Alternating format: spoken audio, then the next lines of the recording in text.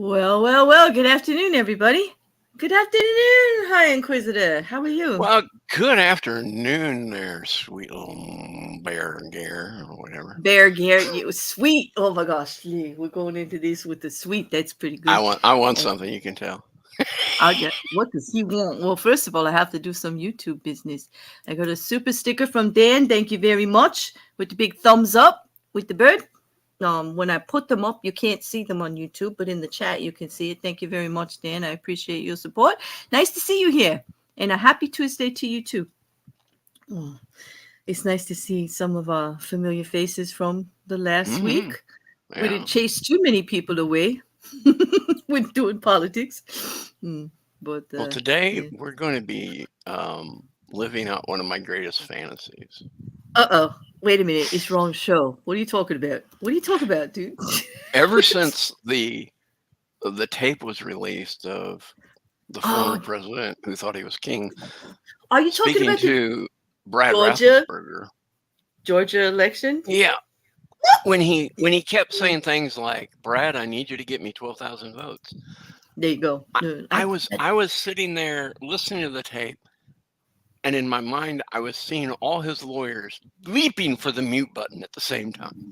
mm-hmm. Don't say it, But he did. He said but it. he did. You think they'll Not play it with him once, saying not it? You think twice. because they How have many times official. does he say it is the question? But the thing is, they have the whole call because everything in the White House gets recorded, so they have the whole thing. But yeah, I do believe I saw Brad Raffensperger on the list. I see Rusty Bowers, the House Speaker Mhm. for Arizona.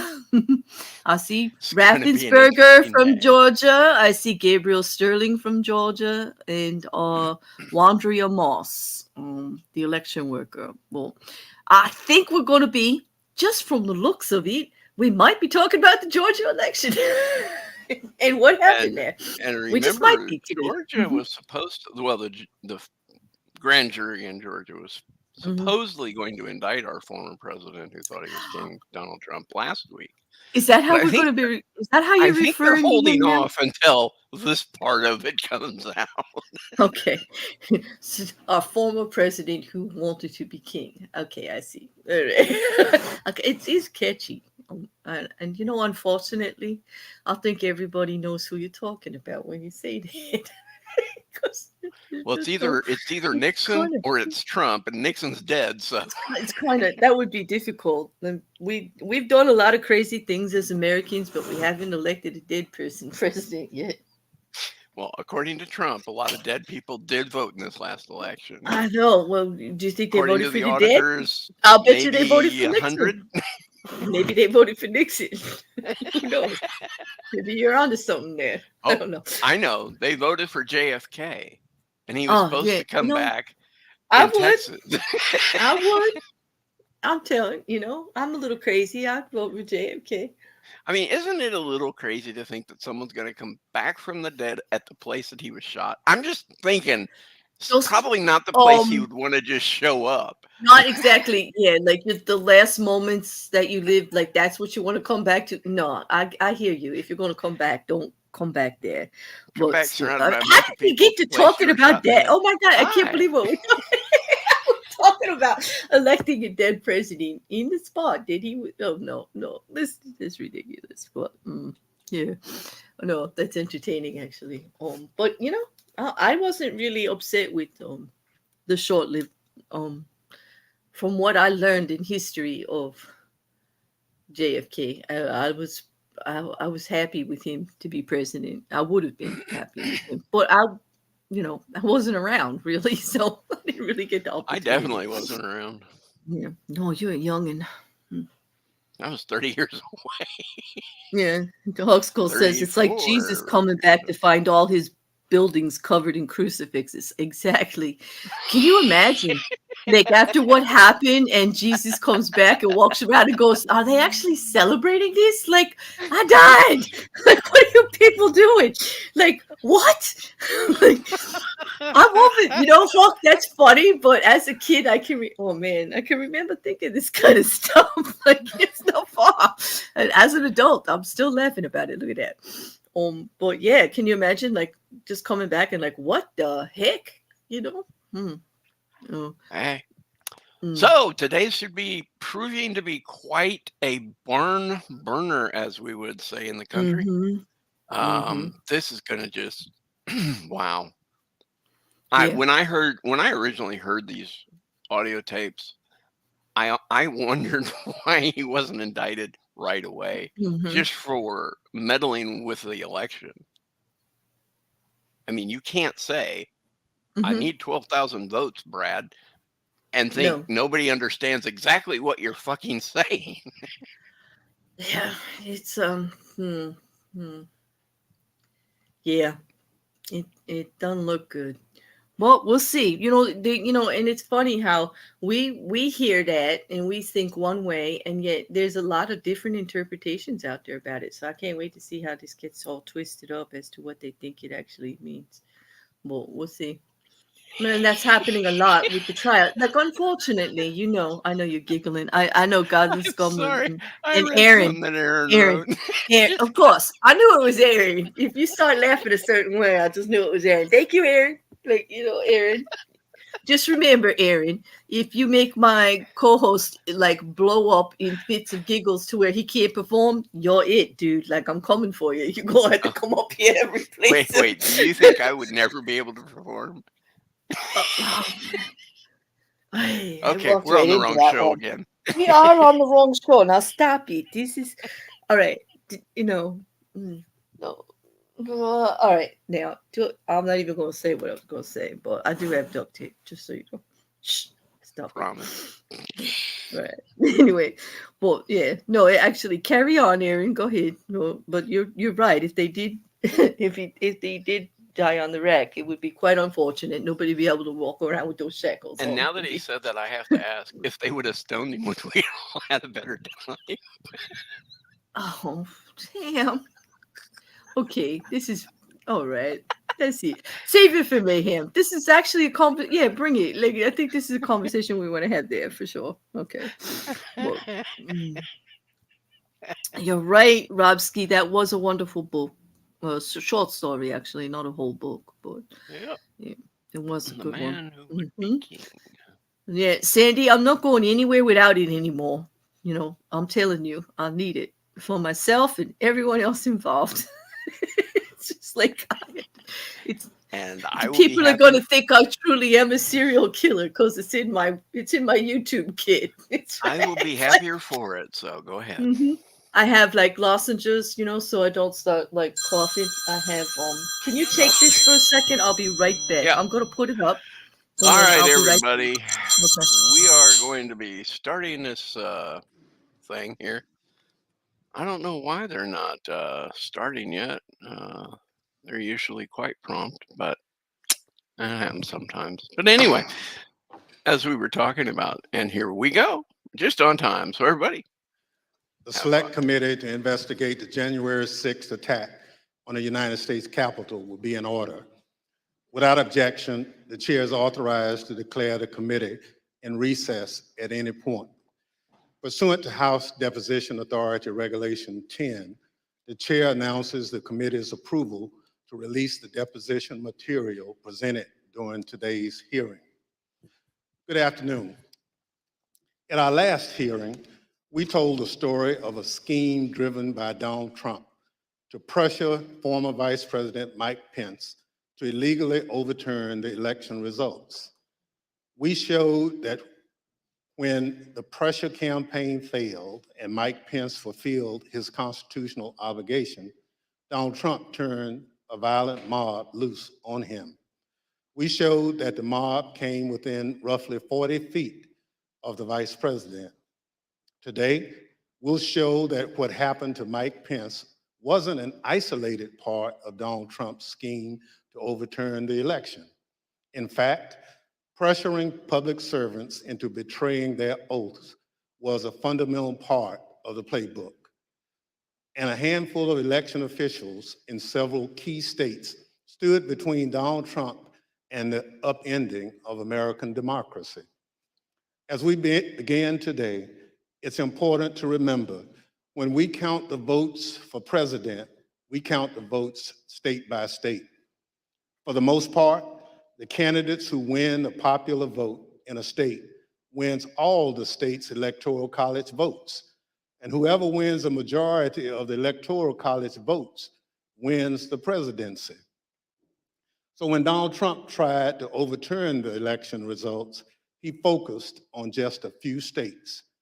He wanted officials at the local and state level to say the vote was tainted by widespread fraud and throw out the results, even though, as we showed last week, there wasn't any voter fraud that could have overturned the election results. And like Mike Pence, these public servants wouldn't go along with Donald Trump's scheme. And when they wouldn't embrace the big lie and substitute the will of the voters with Donald Trump's will to remain in power, Donald Trump worked to ensure they faced the consequences. Threats to people's livelihood and lives, threats of violence that Donald Trump knew about and amplified. And in our other hearings, we can't just look backward at what happened in late 2020 and in the early 2021 because the danger hadn't gone away. Our democracy endured a mighty test on January 6th and in the days before. We say our institutions held. But what does that really mean? Democratic institutions aren't abstractions or ideas.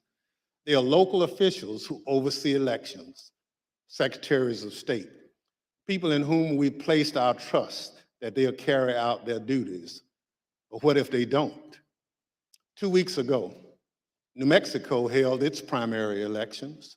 One county commission refused to certify the results, citing vague, unsupported claims dealing with Dominion voting machines. The court stepped in, saying New Mexico law required the commission to certify the results. 2 of the 3 members of the commission finally relented. One still refused, saying his vote, quote, isn't based on any evidence, it's not based on any facts, it's only based on my gut feeling and my own intuition, and that's all I need.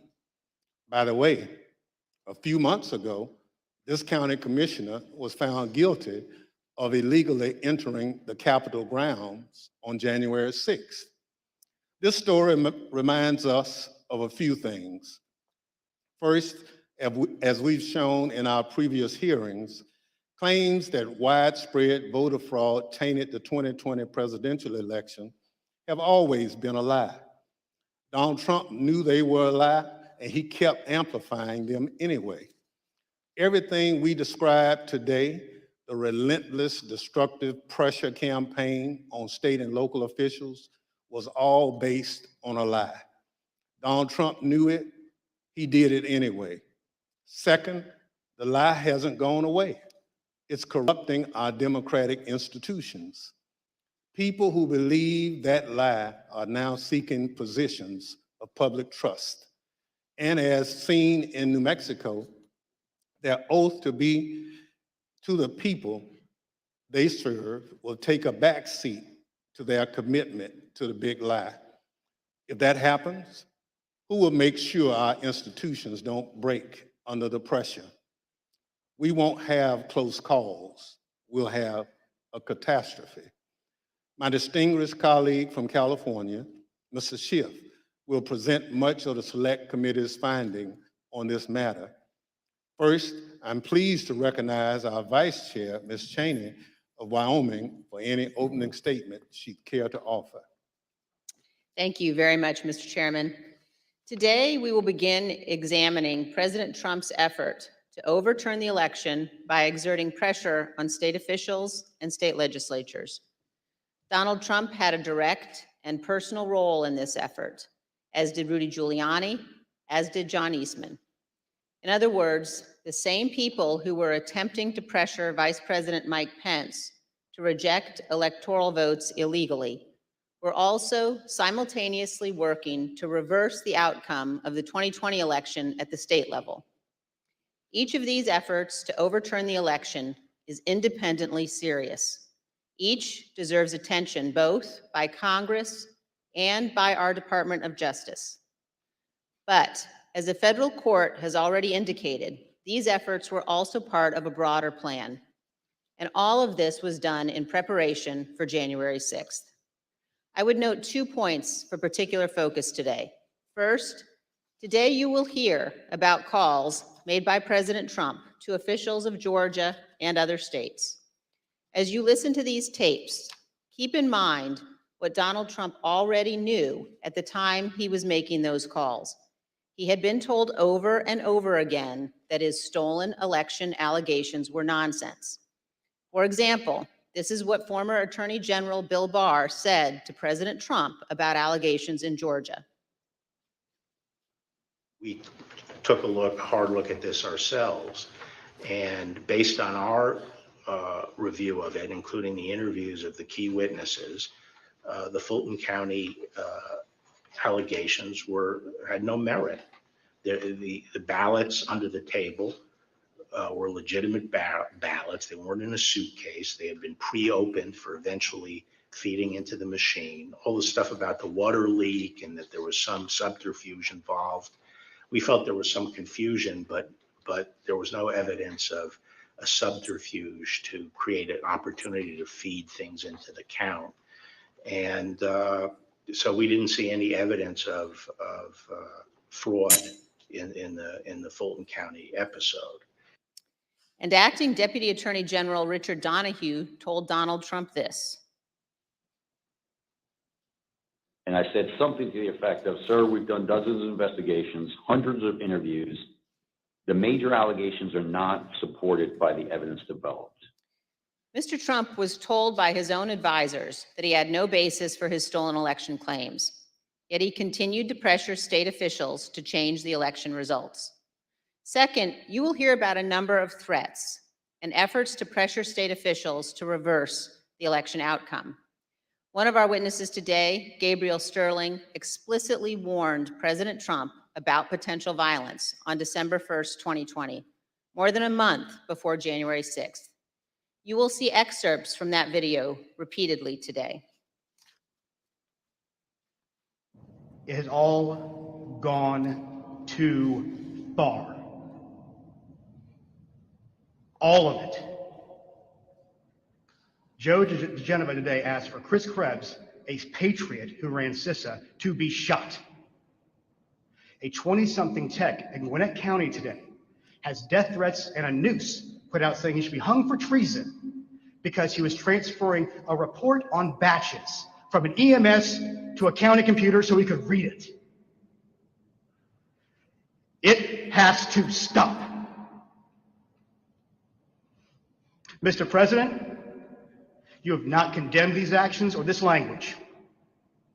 Senators, you have not condemned this language or these actions.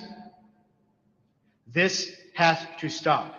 We need you to step up, and if you're going to take a position of leadership, show some.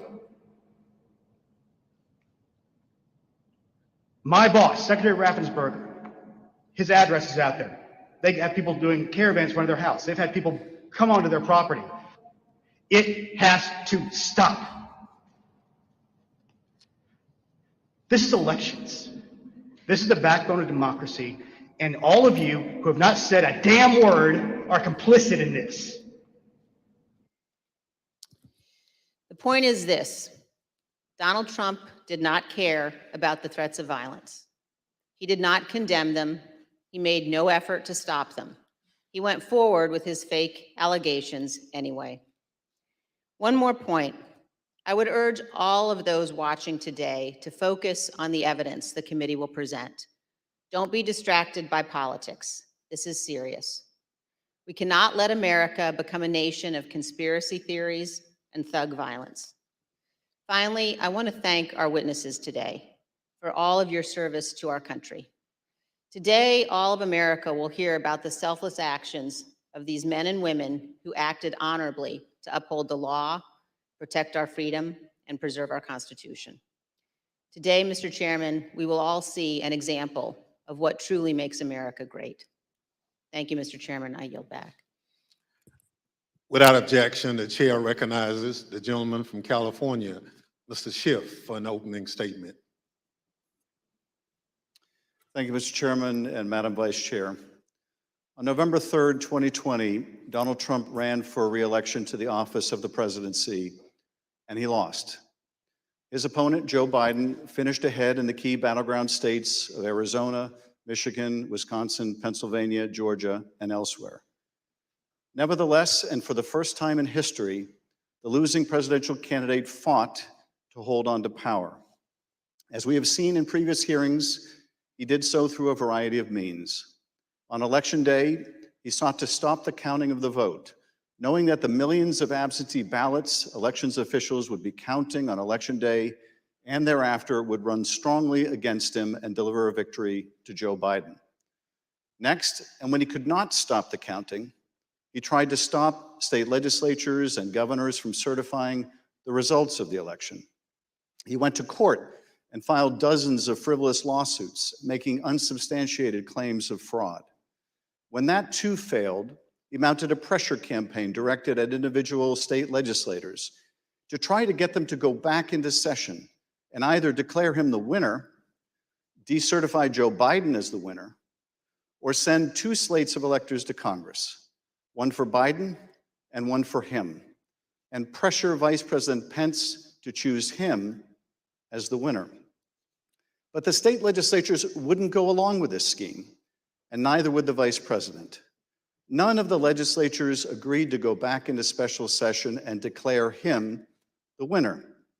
No legitimate state authority in the states Donald Trump lost would agree to appoint fake Trump electors and send them to Congress. But this didn't stop the Trump campaign either. They assembled groups of individuals in key battleground states and got them to call themselves electors, created phony certificates associated with these fake electors, and then transmitted these certificates to Washington and to the Congress to be counted during the joint session of Congress on January 6th. None of this worked.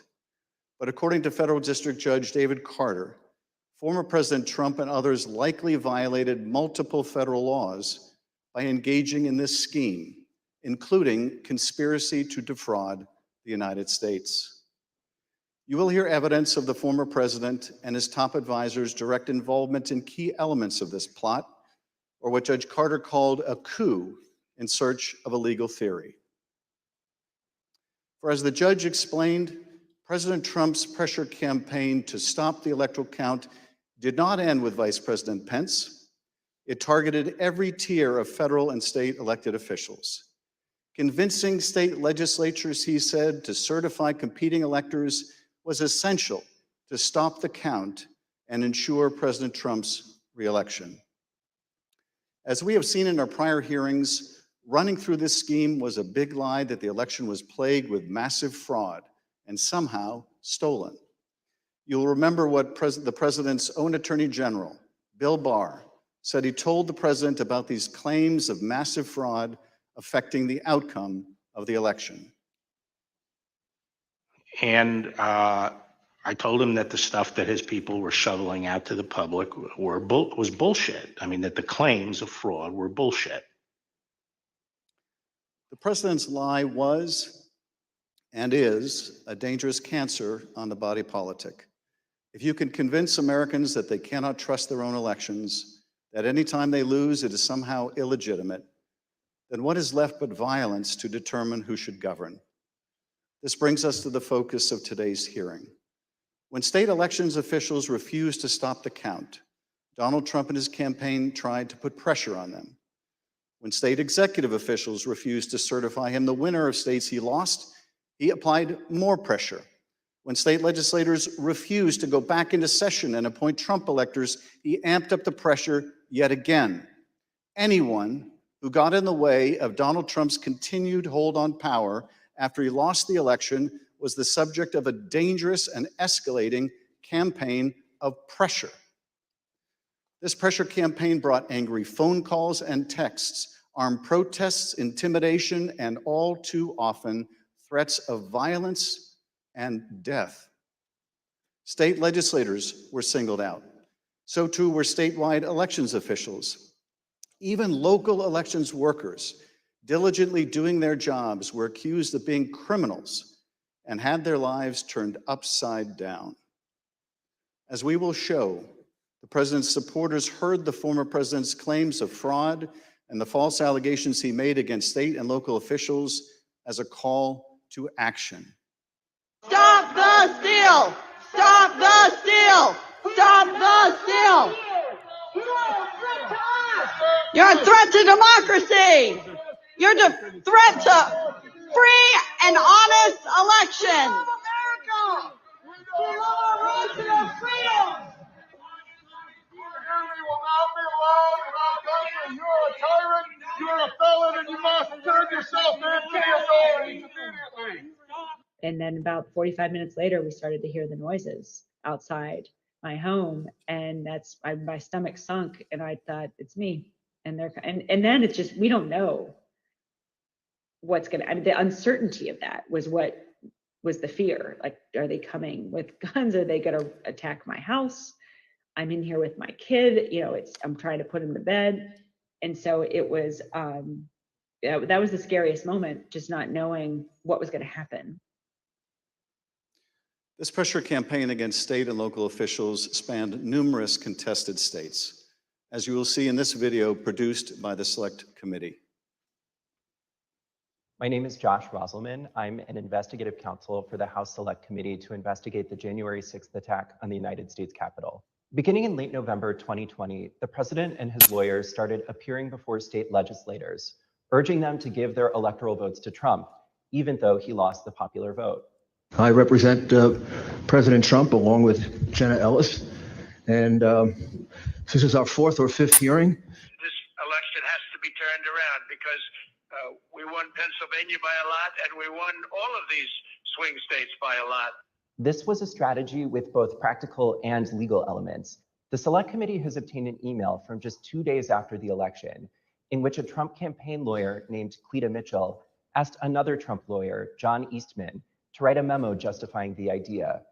When do you remember this coming up as an option in the post-election period for the first time? Right after the election. It might have been before the election. Eastman prepared a memo attempting to justify this strategy, which was circulated to the Trump White House, Rudy Giuliani's legal team, and state legislators around the country. And he appeared before the Georgia state legislature to advocate for it publicly. You could also do what the Florida legislature was prepared to do, which is to adopt a slate of electors yourself. And when you add in the mix of the significant statistical anomalies and sworn affidavits and video evidence of outright election fraud, I don't think it's just your authority to do that, but quite frankly, I think you have a duty to do that, to protect the integrity of the election here in Georgia. But Republican officials in several states released public statements recognizing that President Trump's proposal was unlawful. For instance, Georgia Governor Brian Kemp called the proposal unconstitutional, while Arizona House Speaker Rusty Bowers wrote that the idea would undermine the rule of law. The pressure campaign to get state legislators to go along with the scheme intensified when President Trump invited delegations from Michigan and Pennsylvania to the White House. Either you or Speaker Chatfield, did you make the point to the president that you were not going to do anything that violated Michigan law? I believe we did. Whether or not it was those exact words or not, but I think that the words that I would have more likely used is we were going to follow the law. Nevertheless, the pressure continued. The next day, President Trump tweeted, quote, "Hopefully the courts and/or legislatures will have the courage to do what has to be done to maintain the integrity of our elections and the United States of America itself. The world is watching." He posted multiple messages on Facebook listing the contact information for state officials and urging his supporters to contact them to, quote, "demand a vote on decertification." In one of those posts, President Trump disclosed Mike Shirkey's personal phone number to his millions of followers. All I remember is receiving over just shy of 4,000 text messages over a short period of time, calling to take action. It was a loud noise, loud, consistent cadence of, we hear that the Trump folks are calling and asking for changes in the electors, and you guys can do this. Well, you know, they were believing things that were untrue. These efforts also involved targeted outreach to state legislators. Hi, Representative. My name is Angela McCallum. I'm calling from Trump campaign headquarters in Washington, D.C. You do have the power to reclaim your authority and send a slate of electors that will support President Trump and Vice President Pence. From President Trump's lawyers and from Trump himself. And I've become friendly with legislators that I didn't know 4 weeks ago. Another legislator, Pennsylvania House Speaker Brian Cutler, received daily voicemails from Trump's lawyers in the last week of November. Mr. Speaker, this is Rudy Giuliani and Jenna Ellis. We're calling you together because we'd like to discuss, obviously, the election. Hello, Mr. Speaker. This is Jenna Ellis, and I'm here with Mayor Giuliani. Hey, Brian, it's Rudy. I really have something important to call to your attention that I think really changes things. Cutler felt that the outreach was inappropriate and asked his lawyers to tell Rudy Giuliani to stop calling, but Giuliani continued to reach out. I understand that you don't want to talk to me now. I just want to bring some facts to your attention and talk to you as a fellow Republican. On December 30th, Trump ally Steve Bannon announced a protest at Cutler's home. We're getting on the road and we're going down to Cutler. We're going to start going to offices, and if we have to, we're going to go to homes and we're going to let them know what we think about them. There were multiple protests. I actually don't remember the exact number. There was at least 3, I think, outside either my district office or my home. And you're correct, my son, my then 15-year-old son, was home by himself for the first one. All of my personal information was doxed online.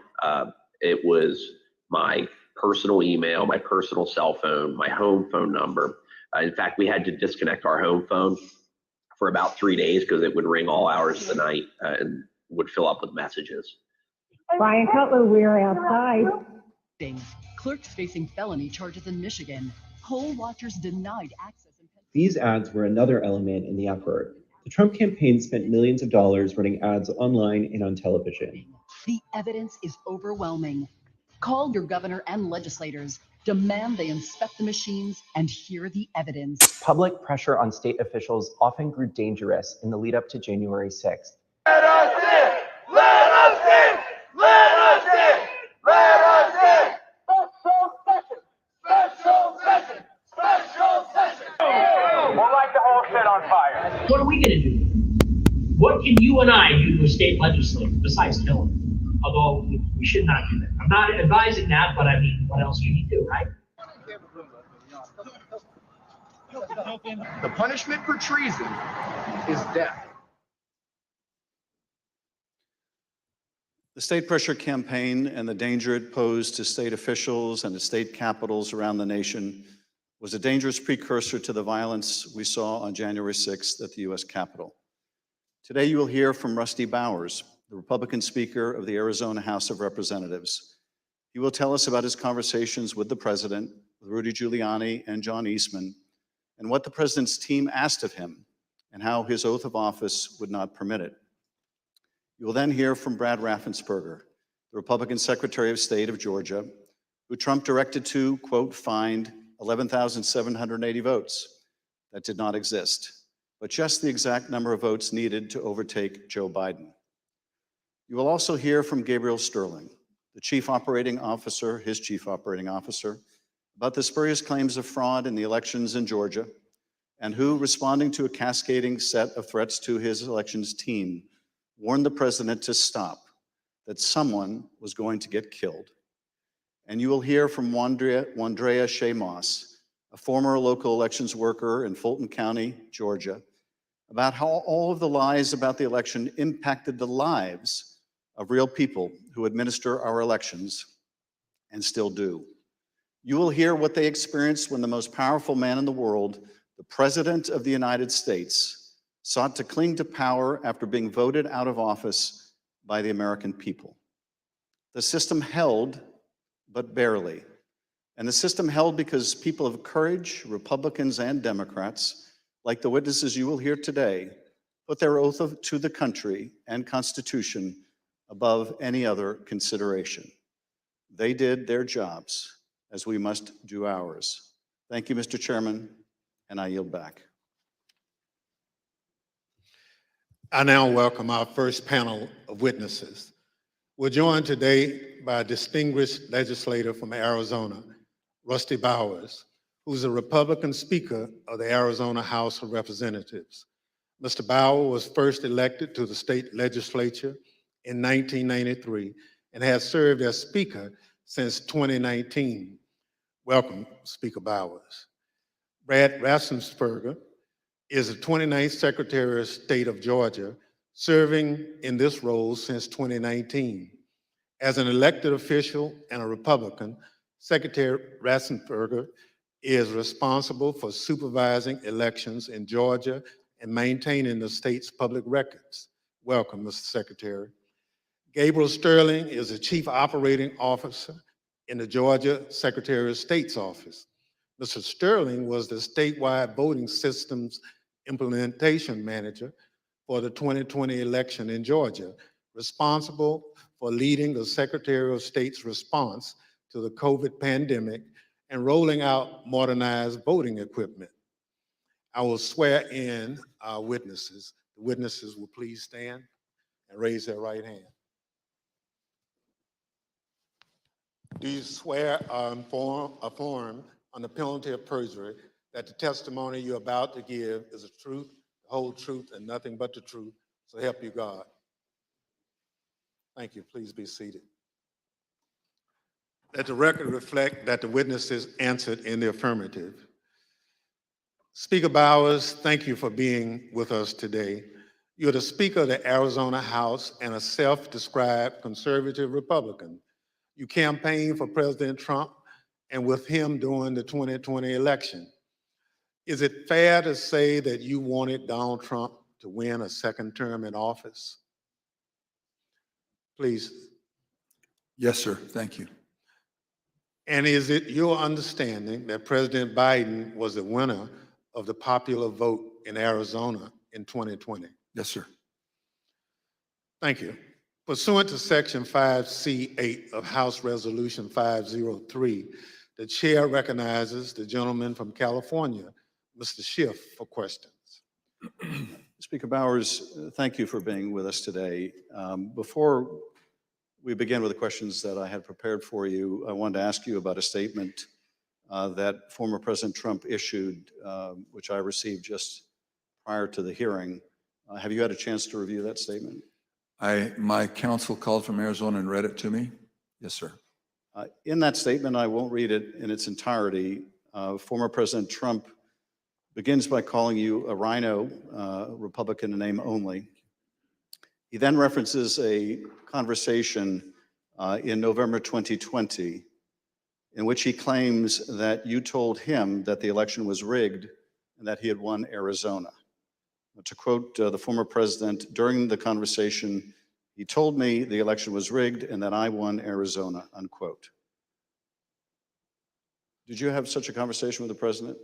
I did have a conversation with the president. That certainly isn't it, but there were parts of it that are true, but there are parts that are not, sir. And the part that I read you, is that false?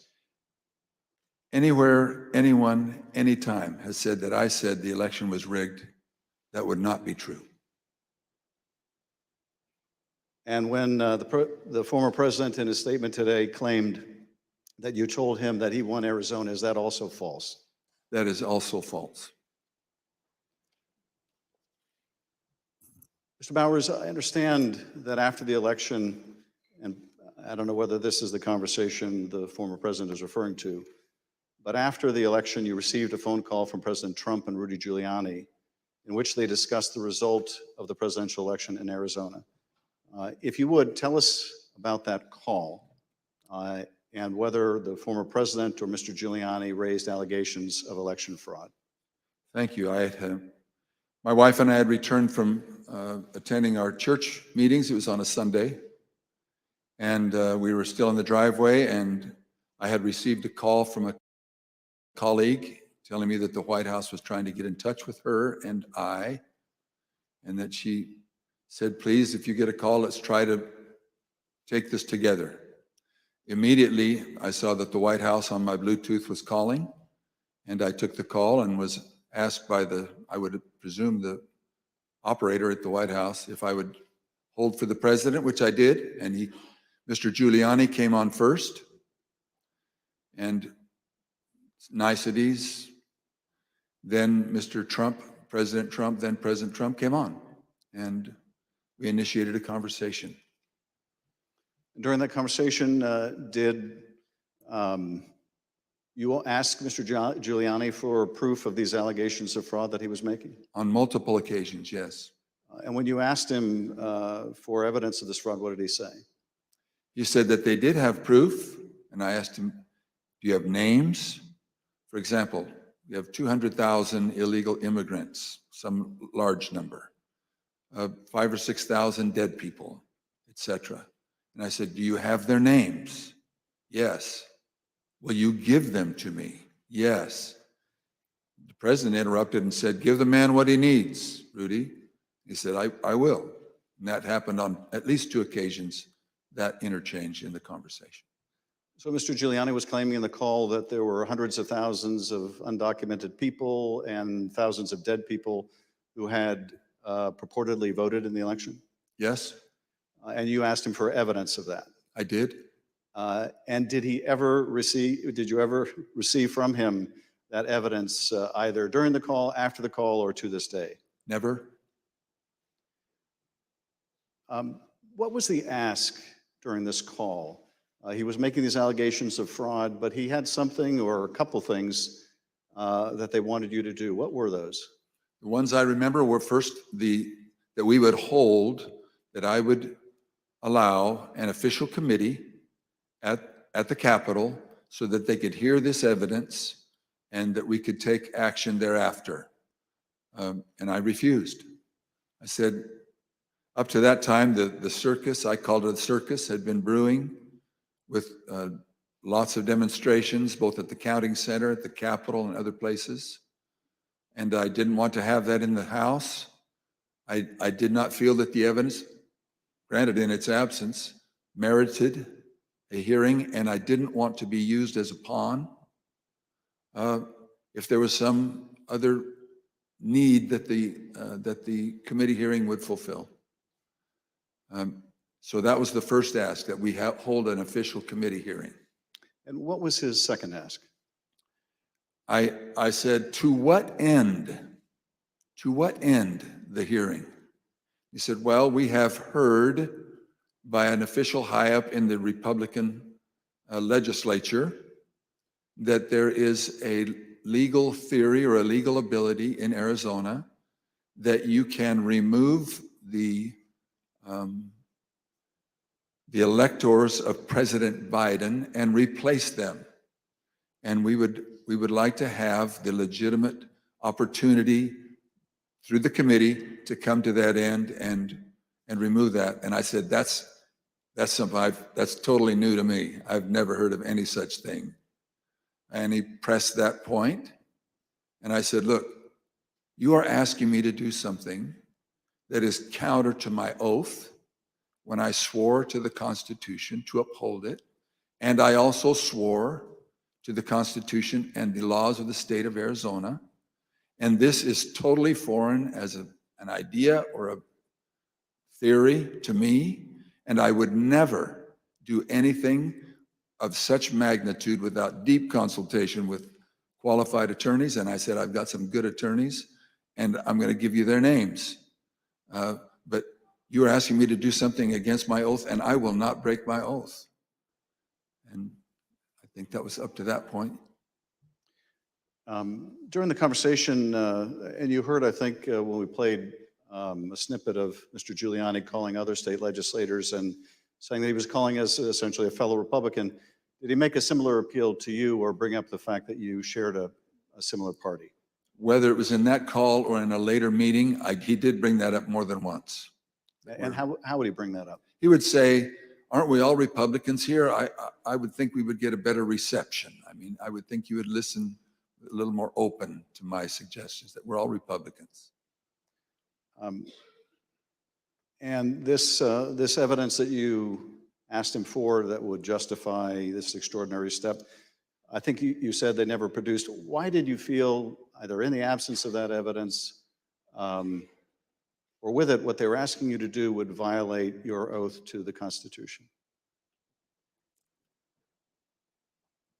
First of all, when the people, and in Arizona, I believe it's some 40 plus years earlier, the legislature had established the manner of electing our officials, or the electors for the presidential race. Once it was given to the people, as in Bush v. Gore, illustrated by the Supreme Court, it becomes a fundamental right of the people.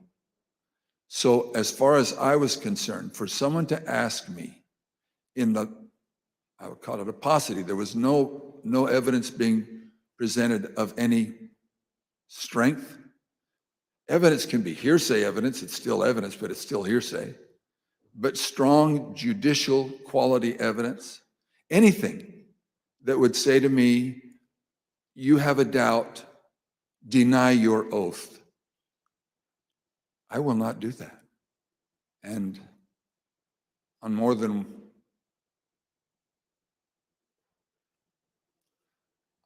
one occasion throughout all this, that has been brought up, and it is a tenet of my faith that the Constitution is divinely inspired of my most basic foundational beliefs. And so for me to do that because somebody just asked me to is foreign to my very being. I will not do it. During that conversation, Speaker Bowers, did you ask him if what he was proposing had ever been done before? I did. And what did he say? He said, well, I'm not familiar with Arizona law or any other laws, but I don't think so. And that also was brought up in other conversations, both with him and with John Eastman and others. Speaker Bowers, I understand that a week after that call, Mr. Giuliani appeared with others associated with President Trump's effort to overturn the result of the election at a purported legislative hearing in a hotel ballroom in Phoenix. Was this an official hearing of the state legislature? It was not. And why was it not a real or official hearing of the legislature? A legislator can hold a group meeting. You can call it a hearing. But when they ask me to have an official hearing, we establish it by protocols, public notice, etc. It's typically held at the Capitol, but doesn't need to be. We can authorize a hearing off campus. And in this case, I had been asked on several occasions to allow a hearing. I had denied it, but said, you're free to hold a meeting, any meeting you want, to the person who asked, and which he ultimately did. I think he was a little frustrated, but he ultimately did.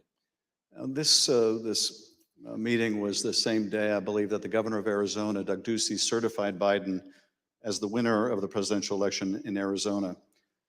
Did you meet with Mr. Giuliani and his associates while they were in Phoenix sometime after that purported legislative hearing at the hotel? Yes, I did, sir. And at that meeting, did Mr. Giuliani raise any specific allegations of election fraud again? His initial comments were, again, the litany of groups of illegal individuals or people deceased, etc.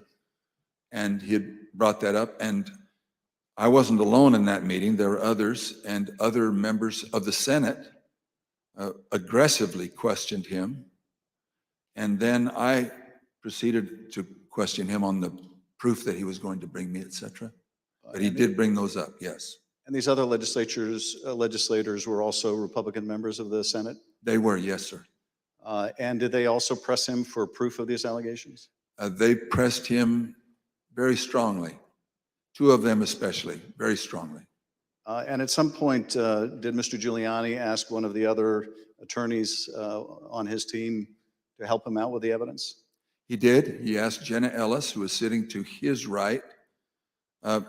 One thing was that it was more to the point of, was there sufficient evidence or action that we could justify the recalling of the electors. But at that part of the conversation, I know he referred to someone else. But he did ask, do we have the proof, to Jenna, Miss Ellis? And she said, yes. And I said, I want the names. Do you have the names? Yes. Do you have how they voted? We have all the information. I said, can you get to me that information? Did you bring it with you? She said, no. Both Mr. Giuliani asked her and I asked generally if they'd brought it with them. She said, no, it's not with me, but we can get it to you. And I said, then you didn't bring me the evidence, which was repeated in different iterations for some period of time. At some point, did one of them make a comment that they didn't have evidence, but they had a lot of theories? That was Mr. Giuliani.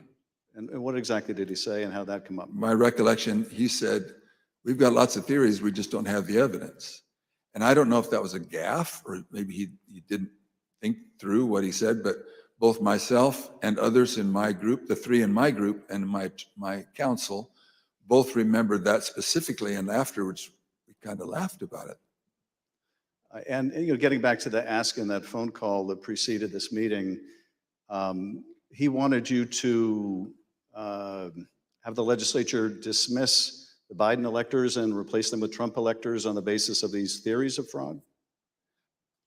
He did not say it in those exact words, but he did say that Arizona law, according to what he understood, that would be allowed and that we needed to come into session to take care of that, which initiated a discussion about, again, what I can legally and not legally do. And I can't go into session in Arizona unilaterally or on my sole prerogative. In this meeting or at any other later time, did anyone provide you with evidence of election fraud sufficient to affect the outcome of the presidential election in Arizona? No one provided me ever such evidence. The Select Committee has uncovered evidence in the course of our investigation that at Stop the Steal protests at state capitals across the country, there were individuals with ties to the groups or parties involved in the January 6th attack on the U.S. Capitol. One of those incursions took place in the Arizona House of Representatives building, as you can see in this footage.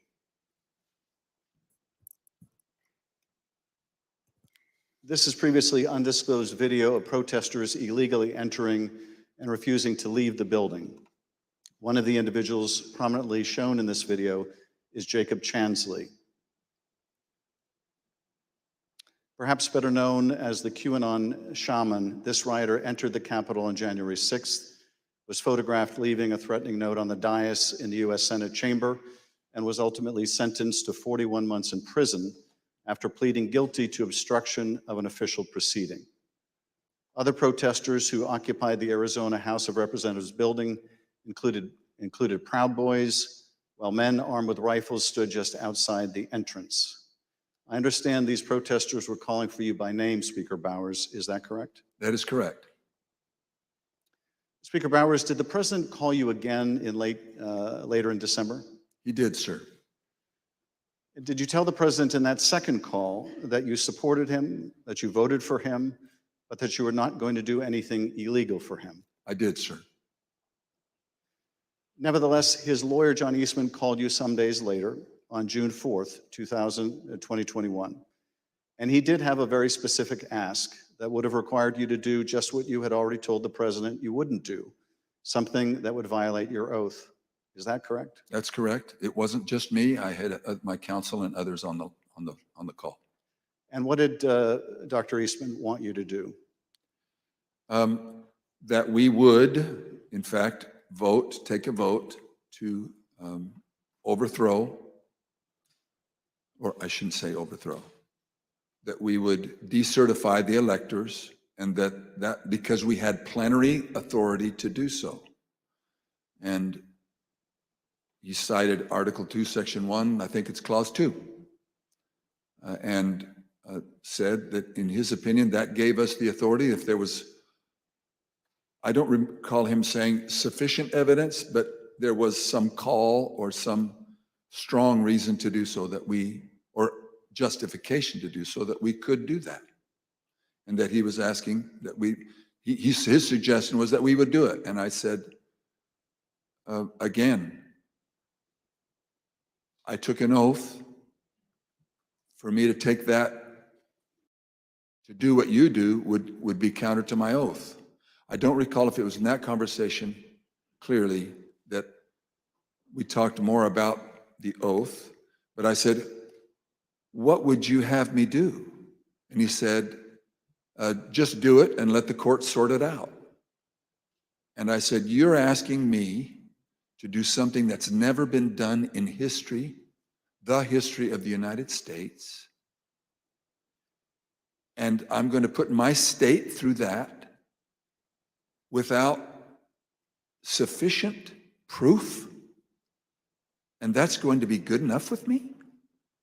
That I would put us through that, my state, that I swore to uphold both in Constitution and in law? No, sir. He said, well, that's my suggestion would be just do it and let the courts figure it all out. And he didn't use that exact phrase, but that was what his meaning was. And I declined, and I believe that was close to the end of our phone call. And again, this took place after you had recently spoken with President Trump and told him that you wouldn't do anything illegal for him. Is that right? It wasn't days after.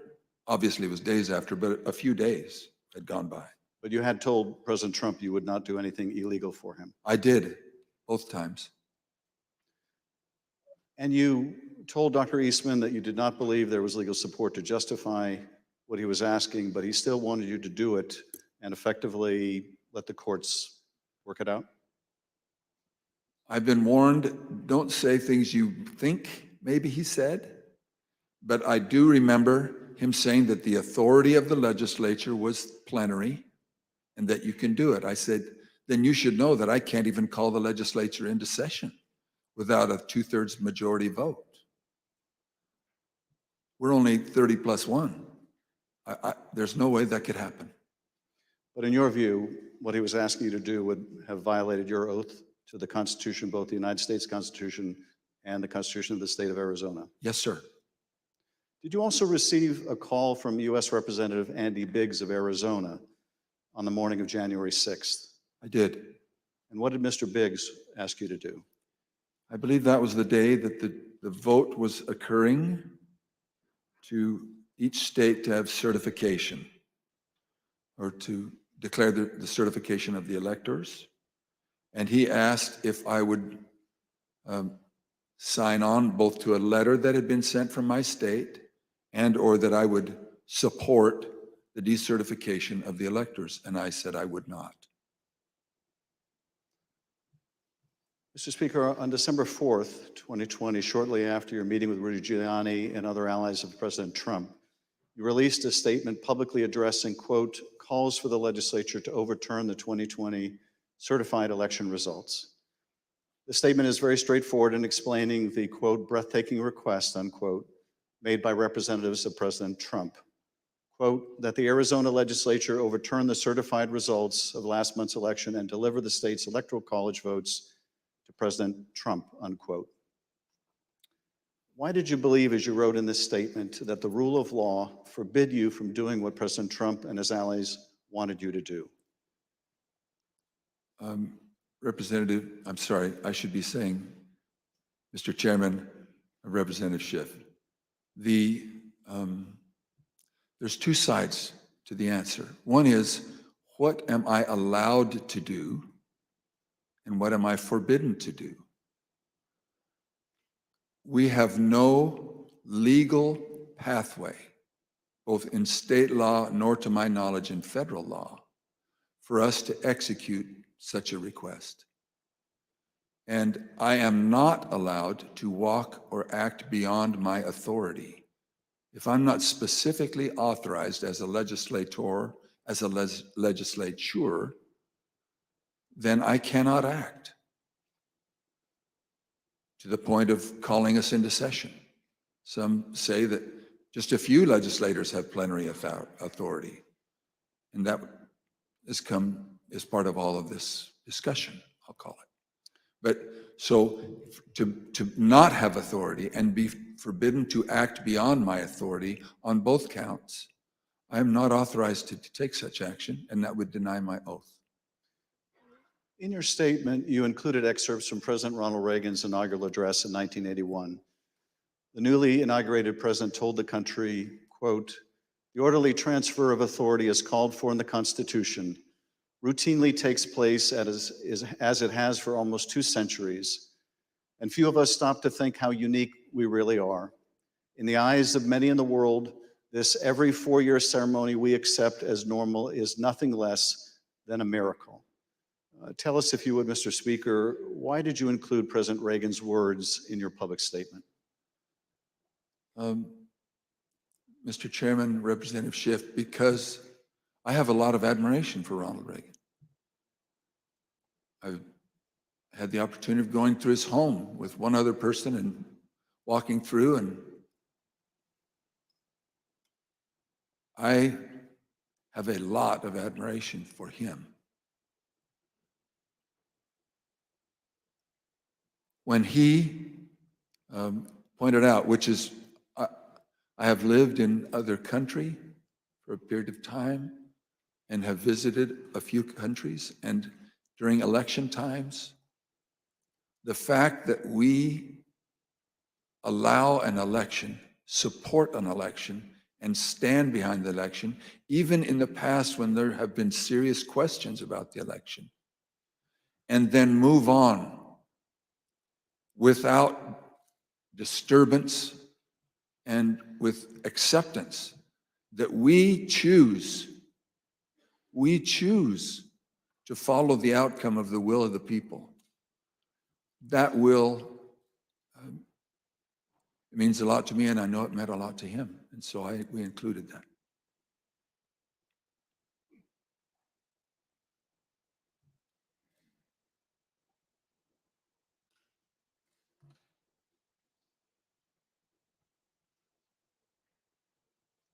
Thank you, Speaker Bowers.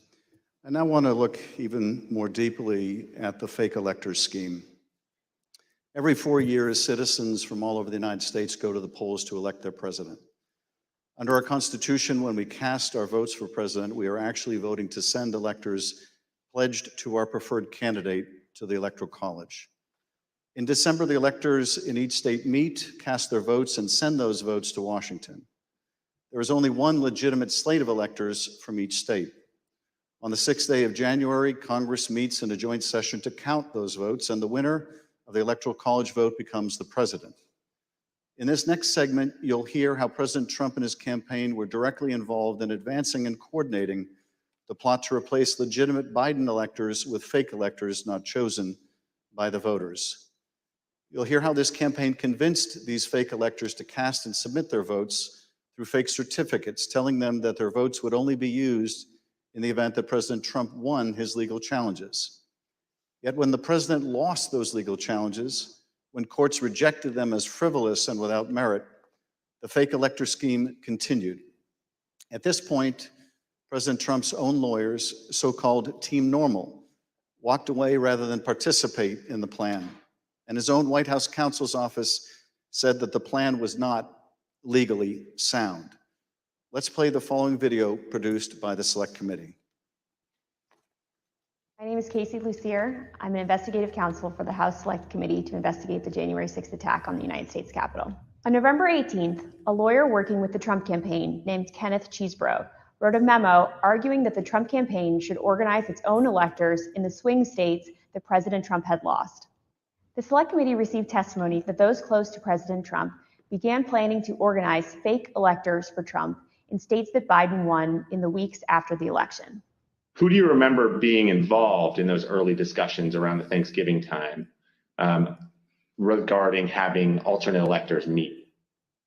Mr. Giuliani, several of Mr. Giuliani's associates, Mr. Meadows,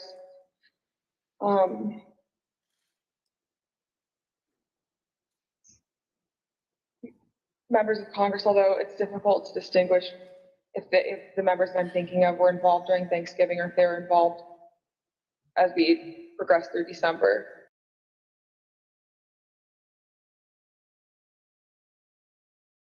At the president's direct request, the RNC assisted the campaign in coordinating this effort.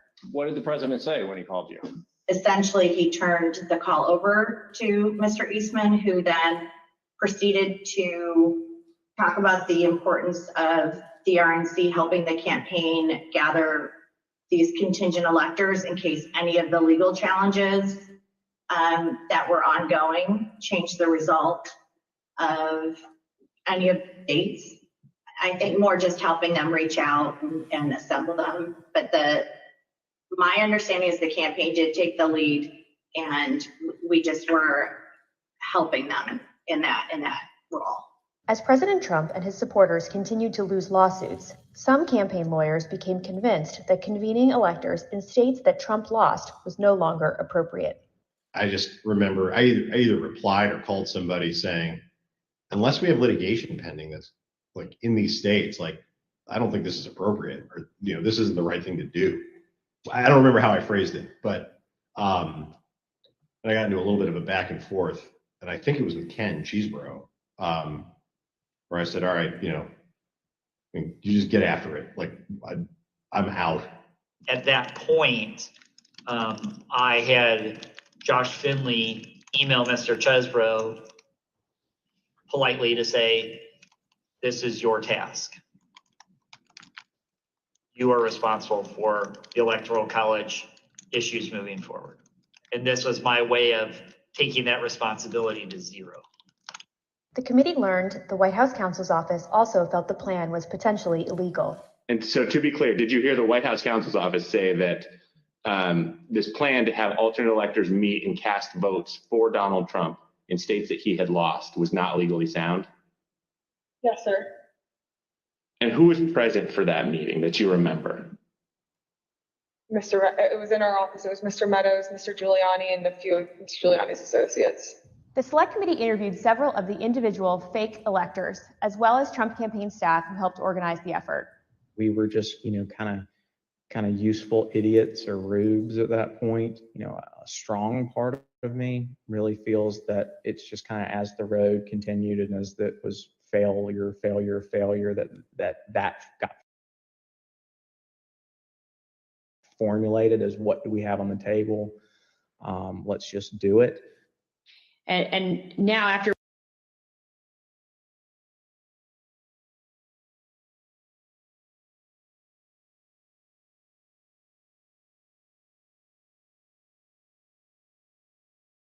what we've told you today about the Select Committee's investigation about the conclusion of the professional lawyers on the campaign staff, Justin Clark, Matt Morgan, and Josh Finley, about their unwillingness to participate in the convening of these electors. How does that contribute to your understanding of these issues? I'm angry. Because I think in a sense, no one really cared if people were potentially putting themselves in jeopardy. Would you have not wanted to participate in this any further as well? I absolutely would not have. Had I known that the three main lawyers for the campaign that I'd spoken to in the past and were leading up were not on board. Yeah.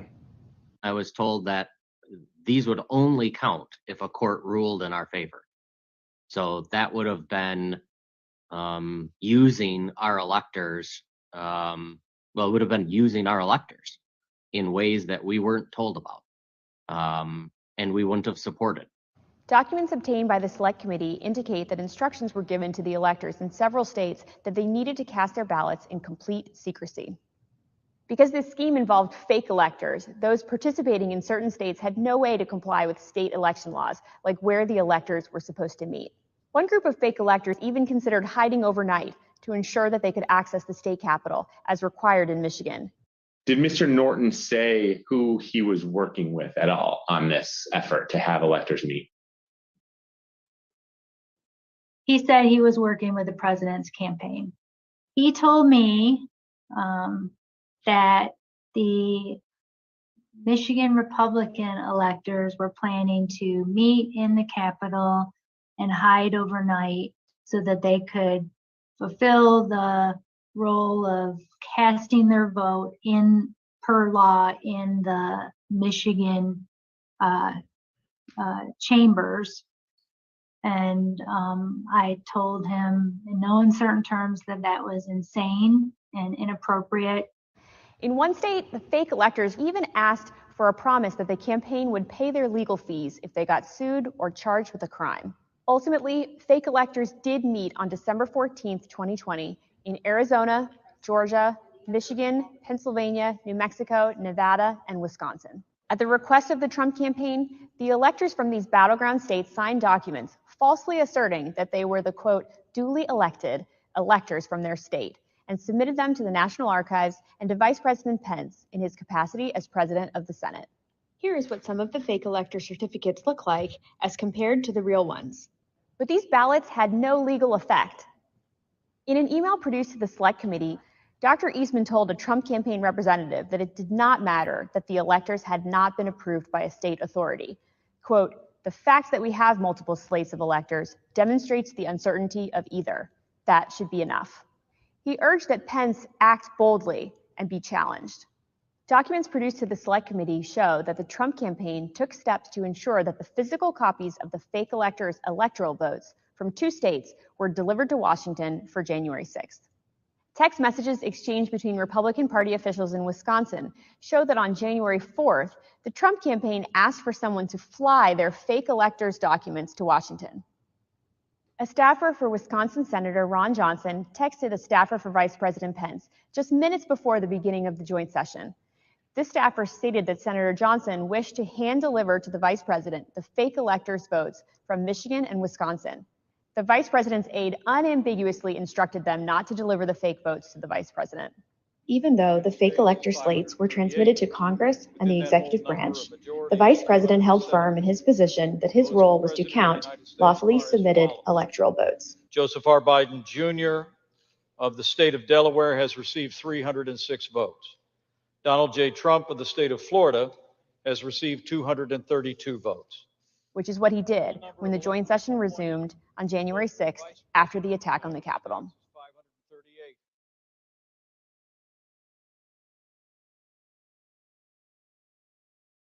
What we just heard in that video was an aide to the White House Chief of Staff telling this committee that the White House counsel's office felt that this fake electors plan was not legally sound. Nevertheless, the Trump campaign went forward with the scheme anyway. Speaker Bowers, were you aware that fake electors had met in Phoenix on December 14th and purported to cast electoral votes for President Trump? I was not. When you learned that these electors had met and sent their electoral votes to Washington, what did you think? Well, I thought of the book, The Gang That Couldn't Shoot Straight. And I just thought, this is a tragic parody. Mr. Bowers, I understand that as you flew from Phoenix to Washington yesterday, you reflected upon some passages from a personal journal that you were keeping in December 2020 while all of this was taking place. With your permission, I'm wondering if you would be willing to share one passage in particular with us. Thank you very much. It is painful to have friends who have been such a help to me turn on me with such rancor.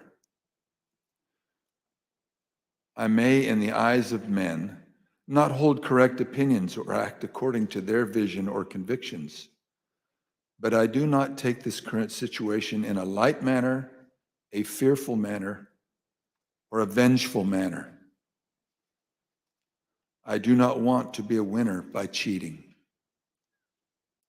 I will not play with laws I swore allegiance to, with any contrived desire towards deflection of my deep foundational desire to follow God's will as I believe He led my conscience to embrace. How else will I ever approach Him in the wilderness of life knowing that I ask this guidance only to show myself a coward in defending the course he let me take. He led me to take. Thank you, Mr. Speaker. Those are powerful words. I understand that taking the courageous positions that you did following the 2020 election in defense of the rule of law and protecting the voters of Arizona resulted in you and your family being subjected to protests and terrible threats. Can you tell us how this impacted you and your family? Well, as others in the videos have mentioned, we received, my secretaries would say, in excess of 20,000 emails and tens of thousands of voicemails and texts, which saturated our offices and we were unable to work, or at least communicate. But at home, up till even recently, it is the new pattern or a pattern in our lives to worry what will happen on Saturdays, because we have various groups come by and they have had video panel trucks with videos of me proclaiming me to be a pedophile and a pervert and a corrupt and politician, and blaring loudspeakers in my neighborhood and leaving literature both on my property, but arguing and threatening with neighbors and with myself. I don't know if I should name groups, but there was one gentleman that had the 3 bars on his chest, and he had a pistol and was threatening my neighbor, not with the pistol, but just vocally. When I saw the gun, I knew I had to get close. And at the same time, on some of these, we had a daughter who was gravely ill, who was upset by what was happening outside. And my wife, that was a valiant person, very, very strong, quiet, very strong woman.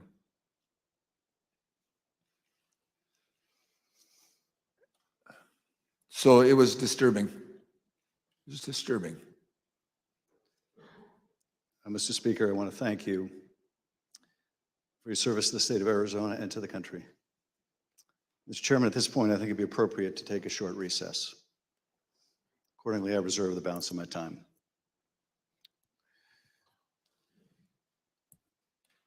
The chair requests that those in the hearing room remain seated until the Capitol Police have escorted members and witnesses from the room.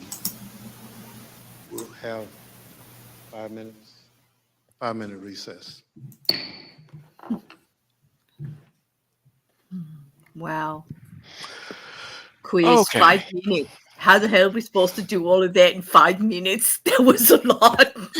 Oh, wow. So much, so much. Oh, my That God. was Wow. let's just agree not to deal with the whole spiritual side that Well, yeah, because that's too big to unpack here. Like, we understand Yeah. there should be total separation for that. Well, let's just say that in this case, if that's how he got to where he got to, that he needs to hold his oath, then, I'm good just for not gonna him. At go. least he held his Good for oath. him. At least he held his oath. I think he could have done it without it, but like that's my, I'm not going to go there with him because, I don't want to But judge his what belief. does amaze Mhm. me is the amount of pressure Oh, that it the was Trump relentless. campaign Mhm. put on these people. Well, here's the thing. They are And what I still would like doing to it. know, They're still and doing it, like that's what I mean. right now. I would Right like now. to know if Trump is, or one, was Trump involved in these decisions? Mhm.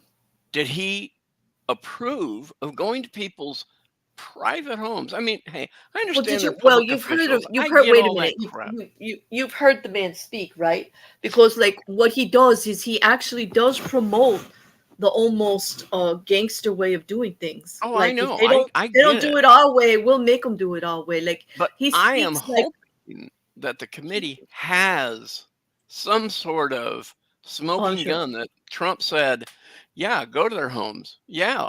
Hey, it's your right to protest. Go to their homes and protest. Mhm. Well, And you know, the as reality far of as it I'm is, concerned, there's a new law that needs to be passed in a lot of states, especially if you have an open carry hmm law. And hmm that is, if you're going to a protest, there are no guns allowed. Because it's well, no longer freedom of speech. If I'm standing in front of someone who's arguing a point and they're and they wearing get a to shoot me. pistol Yeah, and they get to on their shoot me hip, just for what I'm that's saying. not Yeah. freedom of speech. That's It- might makes right and shut the fuck up. And I'm just, we now I, have laws listen, in that's certain a much states that say if you're rioting and somebody runs you over, they can't yeah. get charged because they were afraid that you were going to do something to them. No, no, no, I And get yet, that, but listen, that's way too big. Like, there's no way we're going to get there in of the course next not. year or two with that. That's way too There's big no way we're because ever going to get there. as long as everything's written the way it's written and it's perceived to say what it says about our right to carry arms and it being integral to us as an American and this and that, it's a big mountain to climb. And I get it. What we're asking for is reasonableness, like you said. Like no open AK-47s in the protest. Those people don't get mass shot. Like that would be good because it's a volatile, situation. And People should be you allowed to have do both sides wonder of it, what these right? people hmm would have done if any of these people who were being protested, if they would have walked out of their house, would they hmm have been snatched up and taken away? Yeah, but here's the thing. The It's young going man who on was right at now. home Yeah, alone right. during He the was first 15. protest, what would Yeah, they have done if he would have walked out onto his front yard?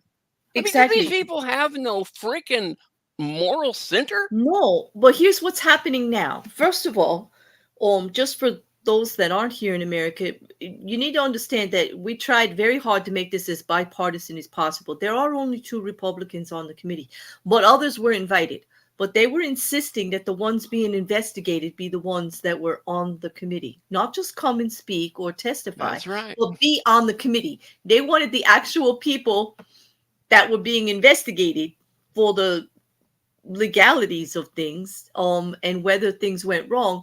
They wanted them on the committee, and that was untoward. Like that didn't happen. So when they wouldn't allow certain Republicans on the committee because they were actually part of this process, and it was only a handful of them, okay, but they were actually in the insurrection. They were there, or they were part of the emails, the phone calls, part of the investigation. There was rumor that they had something Right. to do with it.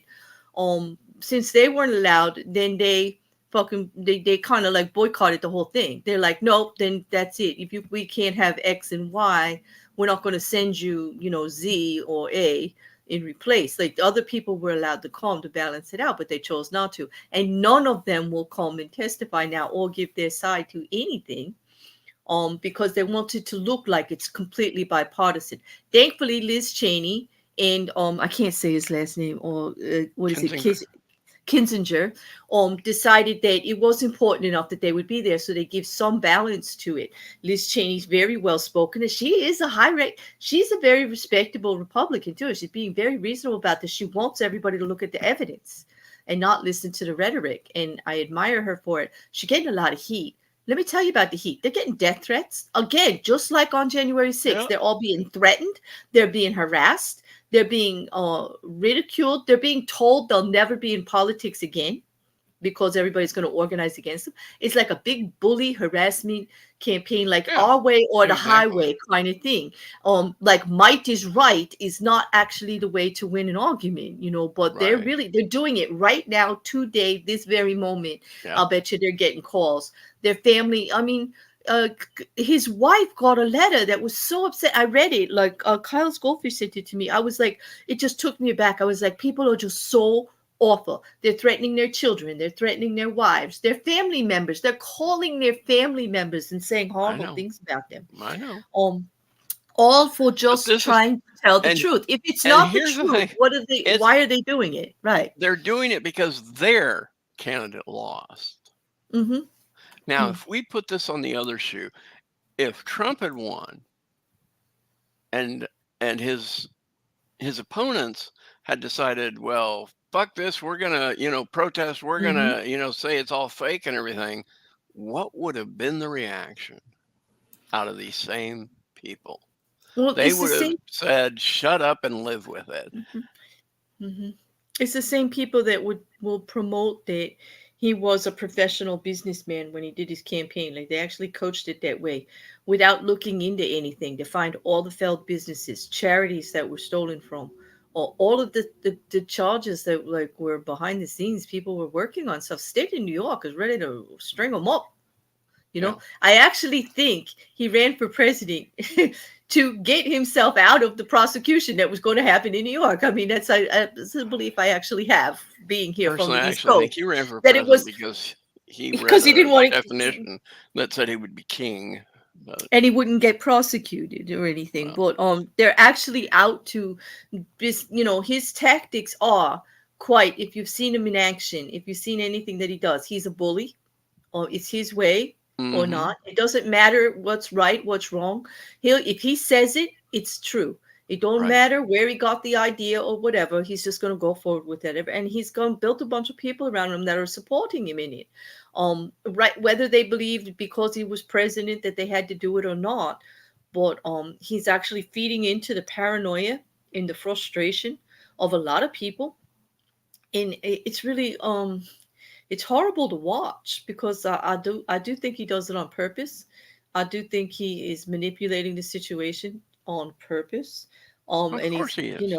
I just, if they wait have a wait valid till we point. start talking with Brad Raffensperger. I mean, it's going to be ugly.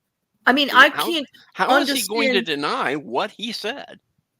They will. They'll say that it was They've already said that all the video. We've got live video of them coming into the building on January 6th, and they're saying that's edited to make it look worse than it is, while they were walking over the bodies of police, and they're saying that was edited. Like, how do you edit something like that to look like that? Like, I don't understand. I guess it is possible, but it did happen.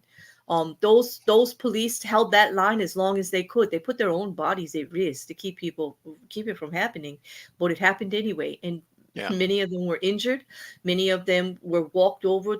People were hurt. People were drastically injured. People lost their lives. Okay, and they're just actually saying, "Oh, that's just edited, like it didn't, like as if it didn't happen." Nobody wants to talk about that. Nobody wants to talk about them wanting to have an opinion and taking it so far that they thought they were so right that they could just do whatever the hell they wanted, disregarding every other person around. And that's not, that's not right. I don't care what they say about what their opinion was, just because their president, who they wanted to be president, wasn't in there, does not give them the right to have other people killed, to have other people disregarded, to put every other person in legislation. I mean, this is not like it was with the Kings, where they came and they killed your whole family or whatever, so there was no succession line. This is not like that. This is a democracy. Did you forget? Did you forget where you were, people? Because it's not supposed to be like that. All right. You don't get to do that without consequence. And this hearing is the consequence. We get to shine a light on it, but then we have to decide what to do about it. And the more light we shine on it, the angrier they're getting. And I was hoping more common sense. Shall we would come use their out of own it. words against them on this one? Darkness cannot exist in the light. It's true. He says it all the time, right? You Well, think he would have blew up by now. You think like the sunshine would have blew that man to smithereens. Throw some water on that man, like, and let's see what happens. But no, I'm serious. It's very, very Trump University, the stakes. How about the children in the Cancer Society that the family ran, and they actually stole from cancer. Oh my God, it's horrible. Well, let's remember the Trump University has been sued and they lost. Listen, they were everyone, forced to turn over $2.25 million. What does it say when the whole family can't even run a charitable organization again? What does that say? When they actually say you can't even apply to do a charitable organization again. Well, it says no one's going to believe their crap anymore. So I mean, it's busted, Well, here, like, it's true that I don't support the man. So, like, but I also want to say that if there were valid points here that could be made, I mean, valid. I don't want to say that what they're saying doesn't have any value to them. Apparently, they believe it the way they're acting. They're acting incest about it. But whenever you try to have a conversation with them about, well, what is it? Why? Like, what actually violated, whatever, they're like, you don't want to believe the truth. And I'm like, okay, well, show me the truth. Show me anything as far as evidence. And I swear it's almost like I'm arguing with a flat earther because they can't show me anything. Like when Trump and is telling elected officials, I have enough evidence to show you that you let 8,000 votes go in your system and they weren't valid. And they're saying, show us the evidence. They're actually saying honorably, we don't want that to happen. We want an honest election. Show us, we'll fix this. Let's take care of this. But they're not showing them. They're like, just believe me, it happened. You can't show what you don't have. Exactly. Because, well, here's the other thing. Let's just flip that conspiracy theory a little bit. Do you believe that perhaps they can't show you the evidence because it'll condemn them? Because the reason they're screaming so loudly that the election was able to be altered is because they tried like hell to do it. Let's think about that for a second. Let's think about why there's no actual evidence to say so, because the evidence will condemn them more than anybody else. Did you? I'm gonna put on a stop t-shirt this on right that here. too. Yeah, I I'm could be gonna a stop flirt. this right here because, Look. quite frankly, yeah, the DOJ, thankfully, in everybody's administration except for maybe Nixon's, at least for a while, has been independent. We may not agree with how William Barr ran his DOJ, but when it came down to brass tacks, he William did Barr go on the said, side of the law. no, absolutely not. We're not doing this. Right. Do I it was an believe independent that- investigation? Do I honestly believe that there is a concerted effort by National Party members, Democrat and Republican, to screw each other out of an election? No. I don't believe so either. I do not believe that for a minute because it would have come out by now. And Yes, you know what? I There were remember 3 about Philadelphia. I read about Philadelphia. I I know. understand they fucked themselves. I understand Chicago has done the same. But they That's admitted two it and they cities. showed it and they fixed it. And like, That's this is the two thing. cities out of how many that vote? But they're not denying it. They're trying to fix it. They're looking at flaws in the system and they're moving it forward. But those 2 incidences didn't throw a whole election, and we all know And let's be honest. Trump's own DOJ said didn't happen. Trump's own cybersecurity said this was the most secure election we've ever had. Oh, that was a long 5 minutes, right? Yeah, I know. The committee will be in order. All right, thanks. President Trump's pressure campaign against state officials existed in all the key battleground states that he lost. But the former president had a particular obsession with Georgia. Here is the president on the afternoon of January 6th, after his own attorney general warned him that the claims you are about to hear are patently false. They should find those votes. They should absolutely find that. Just over 11,000 votes, that's all we need. They defrauded us out of a win in Georgia, and we're not going to forget it. So the state of Georgia is where we will turn our attention to next. I want to emphasize that our investigation into these issues is still ongoing. As I stated in our last hearing, if you have relevant information or documentary evidence to share with the Select Committee, we welcome your cooperation. But we will share some of our findings with you today. Secretary Raffensperger, thank you for being here today. You've been a public servant in Georgia since 2015, serving first as a member of the Georgia House of Representatives, and then since January 2019, as Georgia's Secretary of State. As a self-described conservative Republican, is it fair to say that you wanted President Trump to win the 2020 election? Yes, it is. Mr. Secretary, many witnesses have told the Select Committee that Election Day, November 3rd, 2020, was a largely uneventful day in their home states. In spite of the challenges of conducting an election during a pandemic, you wrote in the Washington Post that the election was, quote, successful. Tell us, what was your impression of how Election Day had proceeded in Georgia? On Election Day in November, our election went remarkably smooth. In fact, we meet at the GEMA headquarters. That's the Georgia Energy Emergency Management Association meeting location, but we were following wait times in line. In the afternoon, our average wait time was 3 minutes statewide that we were recording for various precincts. And it actually got down to 2 minutes. And at the end of the day, we felt that we had a successful election from the standpoint of the administration and the operation of the election. Thank you. The chair recognizes the gentleman from California, Mr. Schiff. Thank you, Mr. Chairman. Secretary Raffensperger, did Joe Biden win the 2020 presidential election in Georgia, and by what margin? President Biden carried the state of Georgia by approximately 12,000 votes. And Mr. Secretary, as I understand it, your office took several steps to ensure the accuracy of the vote count in Georgia, reviewing the vote count in at least 3 different ways. These steps included a machine recount, a forensic audit, and a full hand recount of every one of the 5 million ballots cast. Did these efforts, including a recount of literally every ballot cast in the state of Georgia, confirm the result? Yes, they did. We counted the ballots with the first tabulation would be scanned. Then when we did our 100% hand audit of the all 5 million ballots in the state of Georgia, all cast in place, all absentee ballots, they were all hand recounted and they came remarkably close to the first count.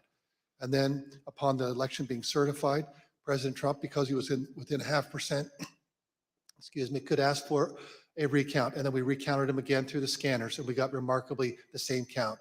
3 counts, all remarkably close, which showed that President Trump did come up short. Nevertheless, as you will see, the president and his allies began making numerous false allegations of voter fraud.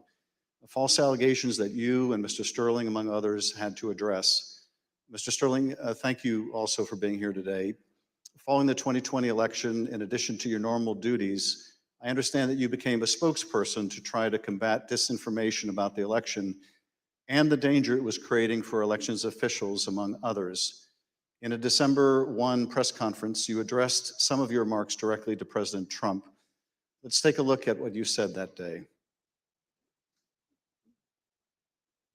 Mr. President, it looks like you likely lost the state of Georgia. We're investigating. There's always a possibility. I get it. You have the rights to go through the courts. What you don't have the ability to do, and you need to step up and say this, is stop inspiring people to commit potential acts of violence. Someone's going to get hurt. Someone's going to get shot. Someone's going to get killed. And it's not right. It's not right. Mr. Sterling, what prompted you to make these remarks? Mr. Schiff, we had a previously scheduled press conference that day, as we were in the habit of doing, trying to be as transparent as we could about the election and the counts going on. A little after lunch that day, lunchtime, I received a call from the project manager from Dominion Voting Systems, who was audibly shaken. She's not the kind of person I would assume would be that way. She has a master's from MIT, a graduate of the Naval Academy, and was very much on the ball and pretty unflappable. And she informed me about a young contractor they had who had been receiving threats from a video had been posted by some QAnon supporters. And at that point, we had been sort of steeping in this kind of stuff. So it was around us all the time. So I didn't take note of it more than adding to the pile of other stuff we were having to deal with. And I did pull up Twitter and I scrolled through it and I saw the young man's name. There was a particular tweet that, for lack of a better word, was a straw that broke the camel's back. Had the young man's name. It was a very unique name. I believe it was a first-generation American. And it said, had his name, "You committed treason. May God have mercy on your soul," with a slowly twisting gif of a noose. And for lack of a better word, I lost it. I just got irate. My boss was with me at the time, the Deputy Secretary, Jordan Fuchs, and she could tell that I was angry. I tend to turn red from here up when that happens, and that happened at that time. And she called Secretary Raffensperger to say, we're seeing these kind of threats, and Gabe thinks we need to say something about it. And Secretary said yes, and that's what prompted me to do what I did. I lost my temper, but it seemed necessary at the time because it was just getting worse. And I could not tell you why that particular one was the one that put me over the edge, but it did. Now, after you made this plea to the president, did Donald Trump urge his supporters to avoid the use of violence? Not to my knowledge.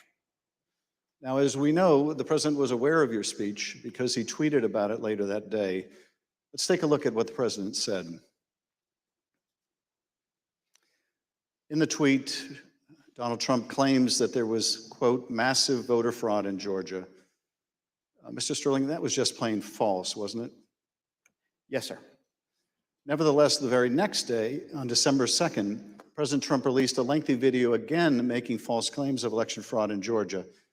Let's take a look at what he said this time. They found thousands and thousands of votes that were out of whack, all against me. In fact, the day after Donald Trump released that video, so now we're talking just 2 days after the emotional warning that you gave that someone's going to get killed, representatives of President Trump appeared in Georgia, including Rudy Giuliani, and launched a new conspiracy theory that would take on a life of its own and threaten the lives of several innocent election workers. This story falsely alleges that sometime during election night, election workers at the State Farm Arena in Atlanta, Georgia, kicked out poll observers. After the observers left, the story goes, these workers pulled so-called suitcases of ballots from under a table and ran those ballots through counting machines multiple times. Completely without evidence, President Trump and his allies claimed that these suitcases contained as many as 18,000 ballots, all for Joe Biden. None of this was true. But Rudy Giuliani appeared before the Georgia State Senate and played a surveillance video from State Farm Arena, falsely claiming that it showed this conspiracy taking place. Here's a sample of what Mr. Giuliani had to say during that hearing. And when you look at what you saw on the video, which to me was a smoking gun, powerful smoking gun, well, I don't have to be a genius to figure out what happened. I don't have to be a genius to figure out that those votes are not legitimate votes. You don't put legitimate votes under a table. No. Wait until you throw the opposition out and in the middle of the night count them. We would have to be fools to think that. President Trump's campaign amplified Giuliani's false testimony in a tweet, pushing out the video footage. Giuliani likewise pushed out his testimony on social media. As you can see in this tweet, Mr. Giuliani wrote that it was, quote, now beyond doubt, unquote, that Fulton County Democrats had stolen the election. Later in this hearing, we'll hear directly from one of the election workers in this video about the effect these lies had on her and on her family. Mr. Sterling, did the investigators in your office review the entire surveillance tape from the State Farm Arena on election night? They actually reviewed approximately 48 hours going over the time period where action was taking place at the counting center at State Farm Arena. And what did the tape actually show? Depending on which time you want to start, because as was mentioned, this conspiracy theory took on a life of its own, where they conflated a water main break that wasn't a water main break and throwing observers out and a series of other things. What it actually showed was Fulton County election workers engaging in normal ballot processing. One of the things that was very frustrating was the so-called suitcases of ballots from under the table. If you watch the entirety of the video, you saw that these were election workers who were under the impression they were going to get to go home around 10:30. People are putting on their coats. They're putting ballots that are prepared to be scanned into ballot carriers that are then sealed with tamper-proof seals so that they're not messed with. It's an interesting thing because you watch there's 4 screens of the video, and as you're watching it, you can see the election monitors in the corner with the press as they're taking these ballot carriers and putting them under the table. You see it there. One of the other hidden ones, if you looked at the actual tape, was on the outside of the table, just from the camera angle. You couldn't see it originally. And this goes under the no good deed goes unpunished. We were told that we were at GEMA, as the secretary pointed out, and we were told that it looked like they were shutting down the Fulton County counting. The secretary expressed some displeasure at that because we wanted to everybody keep counting so we could get to the results and know what was happening. So our elections director called their elections director, who was at another location because this was election day. There was 2 different places where ballot things were being done by the Fulton County office.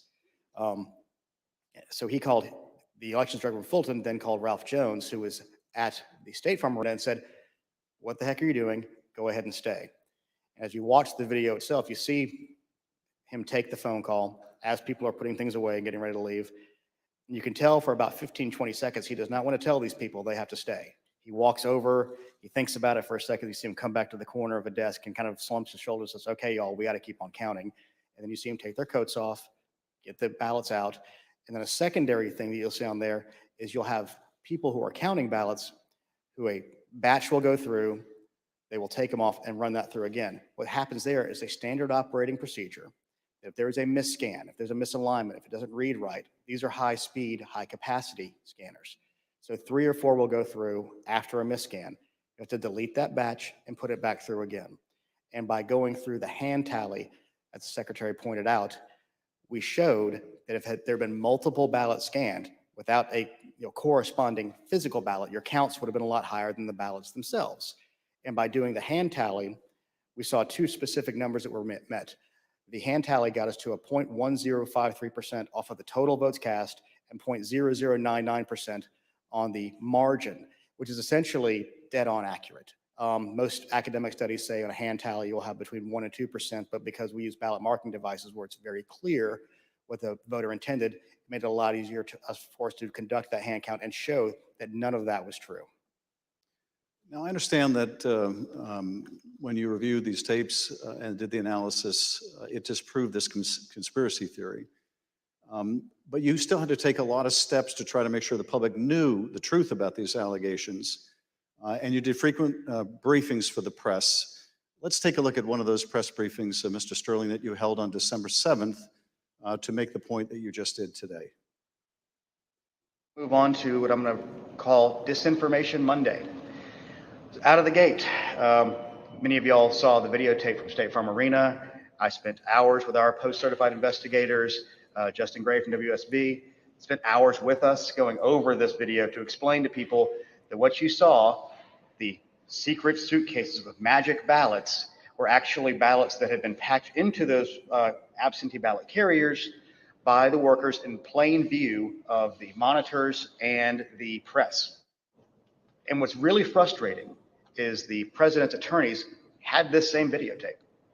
They saw the exact same things the rest of us could see, and they chose to mislead state senators and the public about what was on that video.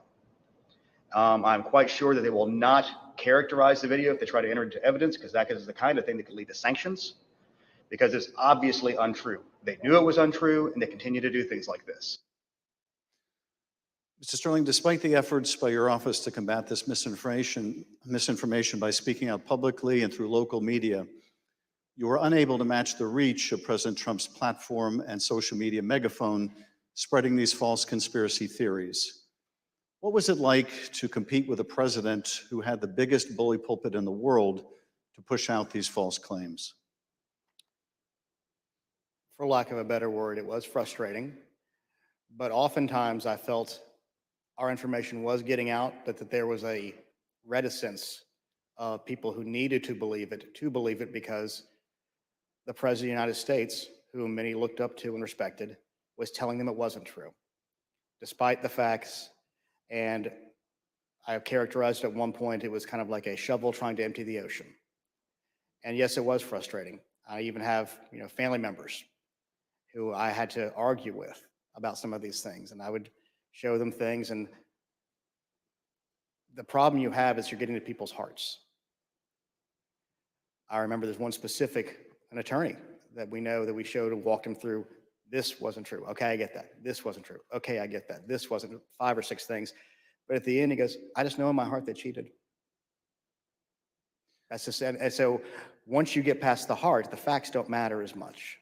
And our job, from our point of view, is to get the facts out, do our job, tell the truth, follow the Constitution, follow the law, and defend the institutions and the institutions held. Let's take a look at what you were competing with. This is the former president speaking in Georgia on December 5th. Evidence of fraud is overwhelming. And again, I'm going to ask you to look up at that very, very powerful and very expensive screen. Hidden cases of possible ballots are rolled out from under a table. 4 people under a cloud of suspicion. So if you just take the crime of what those Democrat workers were doing, and by the way, there was no water main break. You know, they said there was no water main break.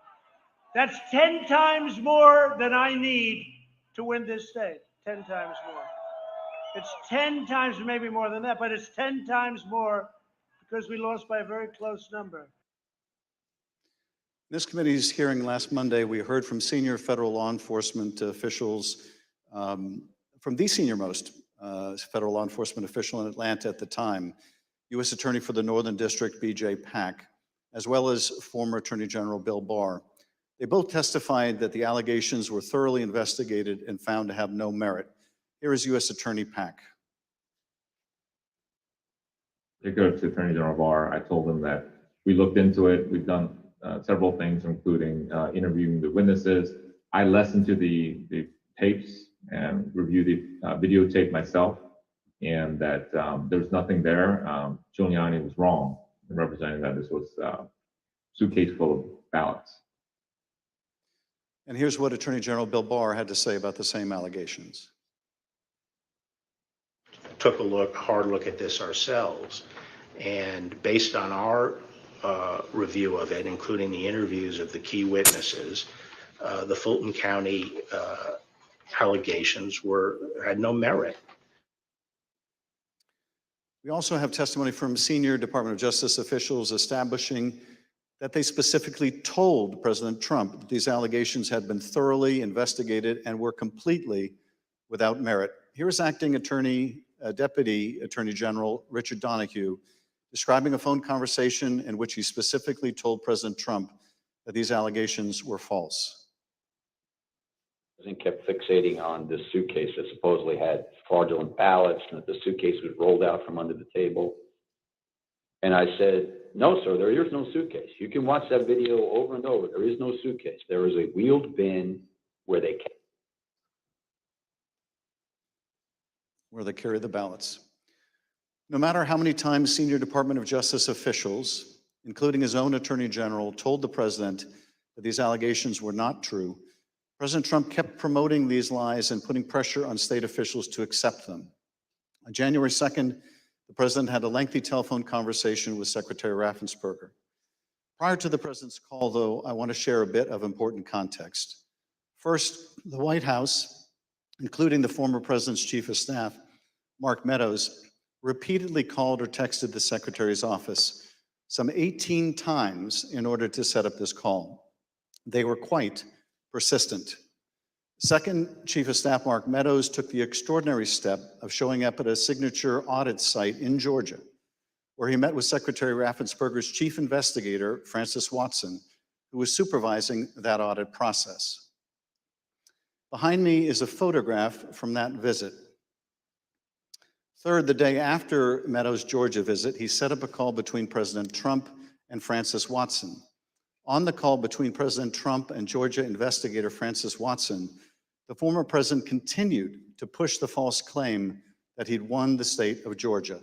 Let's listen to that part of the conversation. You know, you have the most important job in the country right now, because if we win Georgia, first of all, if we win, you're going to have 2 wins. They're not going to win right now. You know, they're down because the people of Georgia are so angry at what happened to me. They know I won by hundreds of thousands of votes. It wasn't close. And in this next clip, he told the state law enforcement official that she'd be praised if she found the right answer. Hopefully, I will. When the right answer comes out, you'll be praised. I mean, I don't know why. You know, they made it so hard, they will be praised. People will say, great, because that's what it's about, that ability to check and to make it right. Because everyone knows it's wrong. There's just no way. Mr. Raffensperger, I know you weren't on this call, but that you have listened to it. President Trump didn't win by hundreds of thousands of votes in Georgia, did he? No, he did not. I've been traveling through the state of Georgia for a year now, and simply put, in a nutshell, what happened in fall of 2020 is that 28,000 Georgians skipped the presidential race, and yet they voted down ballot in other races. And the Republican congressman ended up getting 33,000 more votes than President Trump. And that's why President Trump came up short. Thank you, Mr. Secretary. The president on this call doesn't stop here. Let's listen to another part of the conversation between President Trump and Ms. Watson. Anyway, but whatever you can do, Francis, it would be, it's a great thing. It's an important thing for the country. So important. You have no idea it's so important. Well, and I very much appreciate it. Whatever you can do, Francis. This is the President of the United States calling an investigator looking into the election in which he is a candidate and asking her to do whatever you can do. Mr. Secretary, he placed this call to your chief investigator on September 23rd, 2020. The Select Committee has received text messages indicating that Mark Meadows wanted to send some of the investigators in her office, in the words of one White House aide, a shitload of POTUS stuff, including coins, actual autographed MAGA hats, etc. White House staff intervened to make sure that didn't happen. It was clear at the time of this call that the former president had his sights set on January 6th. Listen to this portion when he told Francis Watson about a very important date. Do you think they'll be working after Christmas to keep it going fast? Because, you know, we have that date of the 6th, which is a very important date. That important date, of course, was the joint session of Congress, where Georgia's electoral votes would be counted for Joe Biden. A little over a week after this call to Francis Watson, the president was finally able to speak with you, Secretary Raffensperger. Bear in mind, as we discuss this call today, that by this point in time, early January, the election in Georgia had already been certified. But perhaps more important, the President of the United States had already been told repeatedly by his own top Justice Department officials that the claims he was about to make to you about massive fraud in Georgia were completely false. Mr. Secretary, the call between you and the President lasted 67 minutes, over an hour. We obviously can't listen to the entire recording here today, although it is available on the Select Committee's website. But we'll listen to selected excerpts of it now so that we can get your insights. Let's begin with the President raising the thoroughly debunked allegations of suitcases of ballots. In an official voter box, they were in what looked to be suitcases or trunks, suitcases, but they weren't in voter boxes. The minimum number it could be, because we watched it and they watched it certified in slow motion, instant replay, if you can believe it, but had slow motion and it was magnified many times over. And the minimum it was 18,000 ballots, all for Biden. These are the allegations that the Department of Justice, the Attorney General, the Georgia Bureau of Investigation, and your office had all said were false. Is that right? Correct. And even more importantly, when B.J. Pack resigned as U.S. Attorney of the Northern District, President Trump appointed as acting U.S. Attorney of the Northern District, Bobby Christine. And Bobby Christine looked at that, and he was quoted in the AJC that he found nothing, and he dismissed that case early also. Thank you, Mr. Secretary. The President references suitcases or trunks.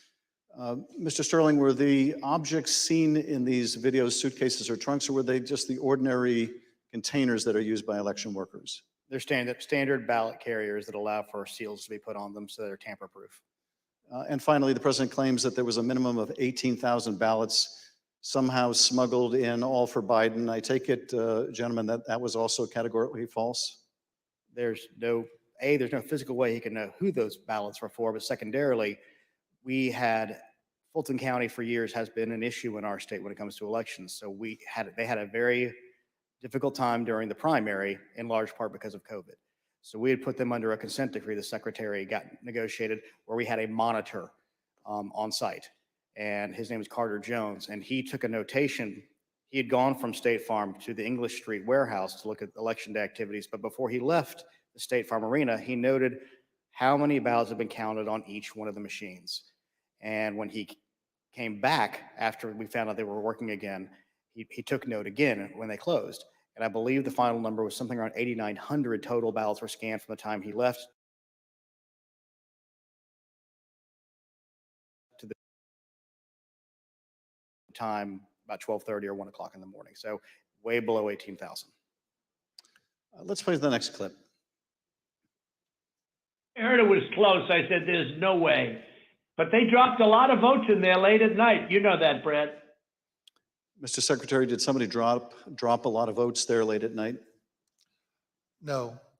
I believe that the president was referring to some of the counties when they would upload, but the ballots had all been accepted and had to be accepted by state law by 7 p.m. So there were no additional ballots accepted after 7 p.m. Let's play the next clip in which the president makes claims about so-called dead voters. The other thing, dead people. So dead people voted. And I think the number is in the close to 5,000 people. And they went to obituaries. They went to all sorts of methods to come up with an accurate number. And a minimum is close to about 5,000 voters. Mr. Secretary, did your office investigate whether those allegations were accurate? Did 5,000 dead people in Georgia vote? No, it's not accurate. And actually, in their lawsuits, they allege 10,315 dead people. We found 2 dead people when I wrote my letter to Congress that stated January 6th. And subsequent to that, we found 2 more. That's 1, 2, 3, 4 people, not 4,000, but just a total of 4, not 10,000, not 5,000. Let's play the next clip. And there's nothing wrong with saying that, that you've recalculated, because the 2,236 and absentee ballots, I mean, they're all exact numbers that were done by accounting firms, law firms, etc. And even if you cut them in half, and cut them in half again, it's more votes than we need. Mr. Secretary, is there any way that you could have lawfully changed the result in the state of Georgia and somehow explained it away as a recalculation? No, the numbers are the numbers. The numbers don't lie. We had many allegations and we investigated every single one of them. In fact, I challenged my team, did we miss anything? They said that there was over 66,000 underage voters. We found that there's actually 0. You can register to vote in Georgia. When you're 17 and a half, you have to be 18 by election day. We checked that out, every single voter. They said that there was 2,423 non-registered voters. There was 0. They said that there was 2,056 felons. We identified less than 74 or less that were actually still in felony sentence. Every single allegation we checked. We ran down the rabbit trail to make sure that our numbers were accurate. So there's no way you could have recalculated it except by fudging the numbers. The numbers were the numbers, and we could not recalculate because we had made sure that we had checked every single allegation. And we had many investigations. We had nearly 300 from the 2020 election. Mr. Secretary, you tried to push back when the president made these unsupported claims, whether they were about suitcases of ballots or that Biden votes were counted 3 times. Let's play the next clip. President, they did not put that. We did an audit of that, and we proved conclusively that they were not scanned 3 times. Yeah, Mr. President, we'll send you the link from WSB that does. I don't care about a link. I don't need it. I have a much better link. You told the president you would send him a link from WSB, which I understand is a local television station that had a unedited video from the State Farm Arena. But the president wasn't interested in that. He said he had a much better link. Mr. Secretary, at the time that you were on the call with the president, as we have shown, both the FBI and the Georgia Bureau of Investigation had proven these claims to be nonsense. And you told him about these investigations on the phone. Let's listen to what President Trump had to say about the state and federal law enforcement officers who investigated these false claims. There's no way they could find, then they're incompetent. They're either Well, what did dishonest they or find? incompetent, okay? There's only two answers, dishonesty or incompetence. There's just no way. Look, there's no way. But the president didn't stop at insinuating that law enforcement officers were either dishonest or incompetent. He went on to suggest that you could be subject to criminal liability for your role in the matter. Before I play that portion of the conversation, I'd like to show you something that the president retweeted a couple weeks before your call with him. Here's the president retweeting a post from one of his allies, a lawyer who was later sanctioned by a judge in Michigan for making false claims of election fraud. Let's take a look at that tweet. The tweet read, quote, President Trump, @real Donald Trump, is a genuinely good man. He does not really like to fire people. I bet he dislikes putting people in jail, especially quote unquote Republicans. He gave @Brian Kemp, Georgia, and @Georgia Secretary of State every chance to get it right. They refused. They will soon be going to jail. So on your call, this was not the first time the president was suggesting you might be criminally liable. With that, let's listen to this portion of the call. I think you're going to find that they are shredding ballots because they have to get rid of the ballots because the ballots are unsigned. The ballots are corrupt. And they're brand new and they don't have seals. And there's a whole thing with the ballots, but the ballots are corrupt. And you're going to find that they are, which is totally illegal. It's more illegal for you than it is for them because you know what they did and you're not reporting it. That's a criminal offense. And you can't let that happen. That's a big risk to you and to Ryan, your lawyer. That's a big risk. Secretary Raffensperger, after making a false claim about shredding of ballots, the president suggested that you may be committing a crime by not going along with his claims of election fraud. And after suggesting that you might have criminal exposure, President Trump makes his most explicit ask of the call. Let's play a part of that conversation. So, look, all I want to do is this. I just want to find 11,780 votes, which is one more than we have, because we won the state. Mr. Secretary, was the president here asking you for exactly what he wanted? One more vote than his opponent. What I knew is that we didn't have any votes to find. We had continued to look. We investigated, like I just shared the numbers with you. There were no votes to find. That was an accurate count that had been certified. And as our general counsel said, there was no shredding of ballots. Mr. Secretary, after making this request, the president then goes back to the danger of having you deny these allegations of fraud. Let's listen to that part of the clip. And I watched you this morning and you said, well, there was no criminality, but I mean, all of this stuff is very dangerous stuff. When you talk about no criminality, I think it's very dangerous for you to say that. Secretary Raffensperger, you wrote about this in your book, and you said, quote, I felt then and still believe today that this was a threat. Others obviously thought so too, because some of Trump's more radical followers have responded as if it was their duty to carry out this threat. Please tell us what you, your wife, even your daughter-in-law experienced regarding threats from Trump's more radical followers. Well, after the election, my email, my cell phone was doxxed, and so I was getting text all over the country, and then eventually my wife started getting the text, and hers typically came in as sexualized texts, which were disgusting. You have to understand that Trish and I, we met in high school, we've been married over 40 years now, and so they started going after her, I think, just to probably put pressure on me. Why don't you just quit, walk away? And so that happened. And then some people broke into my daughter-in-law's home, and my son has passed, and she's a widow and has 2 kids. And so we're very concerned about her safety also. And Mr. Secretary, why didn't you just quit and walk away? Because I knew that we had followed the law and we had followed the Constitution. And I think sometimes moments require you to stand up and just take the shots. You're doing your job. And that's all we did. You know, we just followed the law and we followed the Constitution. And at the end of the day, President Trump came up short. but I had to be faithful to the Constitution. And that's what I swore an oath to do. During the remainder of the call, the former president continued to press you to find the remaining votes that would ensure his victory in Georgia. Let's listen to a little more. Why wouldn't you want to find the right answer, Brad, instead of keep saying that the numbers are right? So look, can you get together tomorrow? And Brad, we just want the truth. It's simple.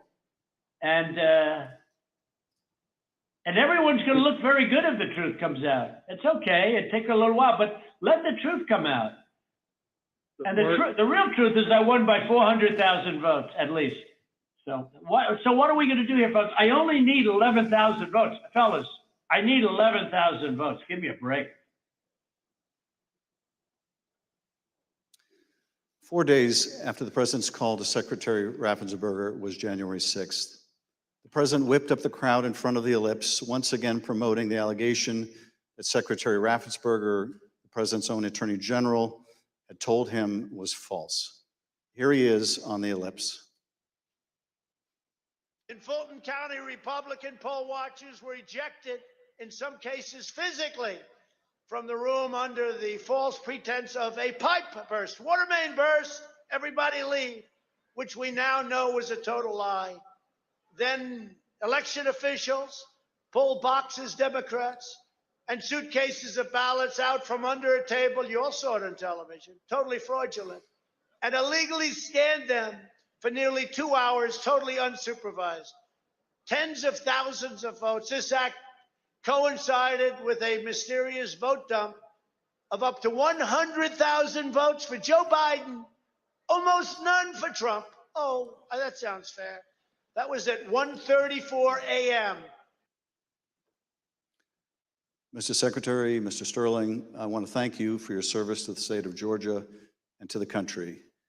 Speaker Bowers, likewise, I want to thank you for your service to the state of Arizona and to the country. You have served not only your home states, but our nation and our democracy. Mr. Chairman, I yield back. Thank you, Mr. Schiff. I thank the witnesses for joining us today. You're now dismissed.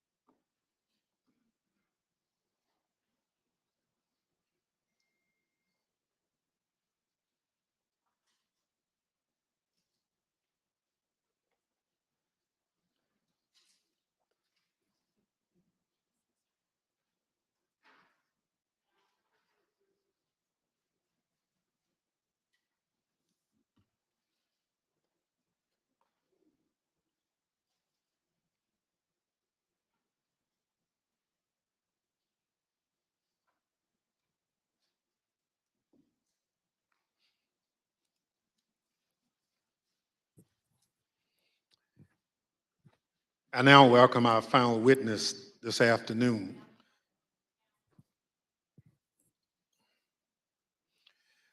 Wandrea ArShaye Moss. Ms. Moss worked in the Department of Registration and Elections in Fulton County, Georgia, from 2017 until 2022.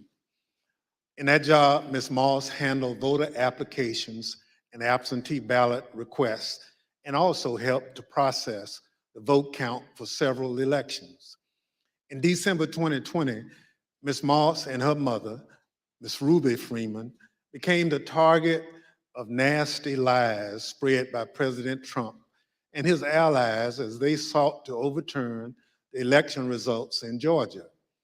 Ms. Moss and her mother, Ms. Freeman, are two of the unsung heroes in this country, doing the hard work of keeping our democracy functioning for every American.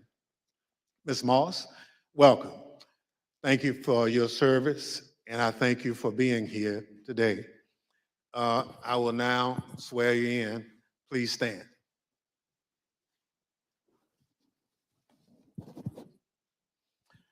Do you swear or affirm on the penalty of perjury that the testimony you're about to give is the truth, the whole truth, and nothing but the truth, so help you God? Thank you. Please be seated. Let the record reflect that the witness answered in the affirmative. Ms. Moss, thank you very much for being here today. I understand that you are here along with your mother today. Would you like to introduce your mama?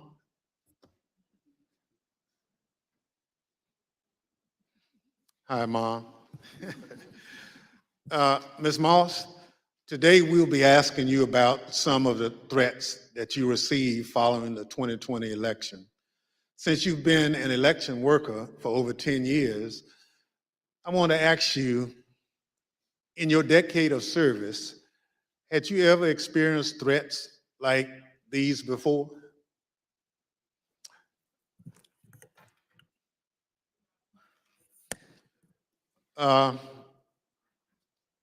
Don't be nervous. I understand. So, and I want to make sure that the record reflects that you've done it for quite a while and you never received a threat. And your answer was no. Thank you. Pursuant to Section 5C8 of the House Resolution 503, the chair recognizes the gentleman from California, Mr. Schiff, for questions. Good afternoon, Ms. Moss. Thank you for being here. I understand that you were employed by the Fulton County Registration and Elections Department for more than 10 years, and I understand that you love that job. Please tell us what made you so fond of the work that you did.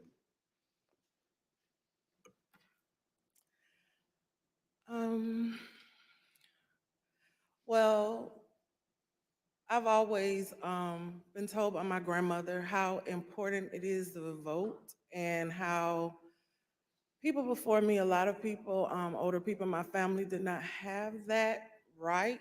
So what I loved most about my job were the older voters. Younger people could usually do everything from their phone or go online, but the older voters like to call, they like to talk to you, they like to get my card, they like to know that every election I'm here. And like even college students, a lot of parents trust in me to make sure their child does not have to drive home. They'll get an absentee ballot, they can vote, and I really found pleasure in that. I liked being the one that, if someone can't navigate my voter page or, they want a new precinct card and they don't have a copy machine or a computer or all of that, I could put it in the mail for them. I was excited always about sending out all the absentee ballots for the elderly, disabled people. I even remember driving to an hospital to give someone her absentee application.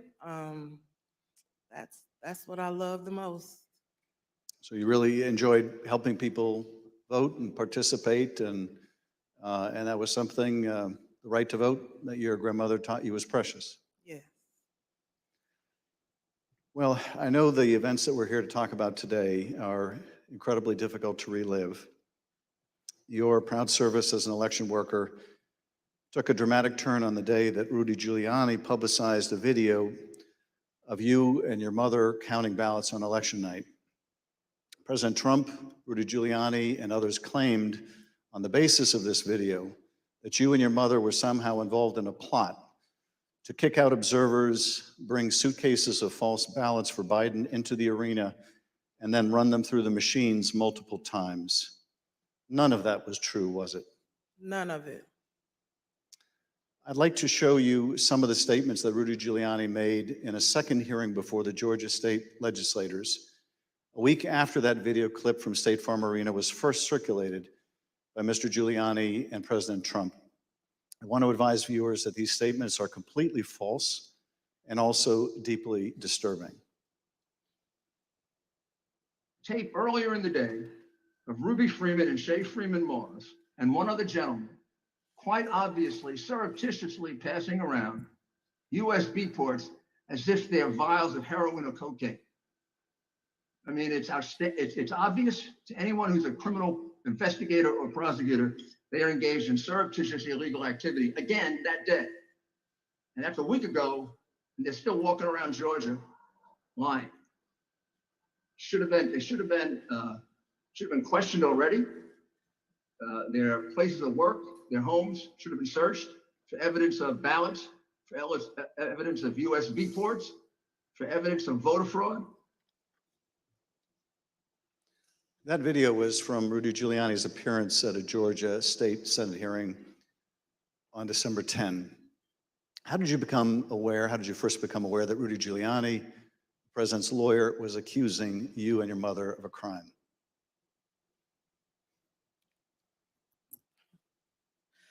I was at work, like always, and the former chief, Mr. Jones, asked me to come to his office. And when I went to his office, the former director, Mr. Barron, was in there, and they showed me a video on their computer.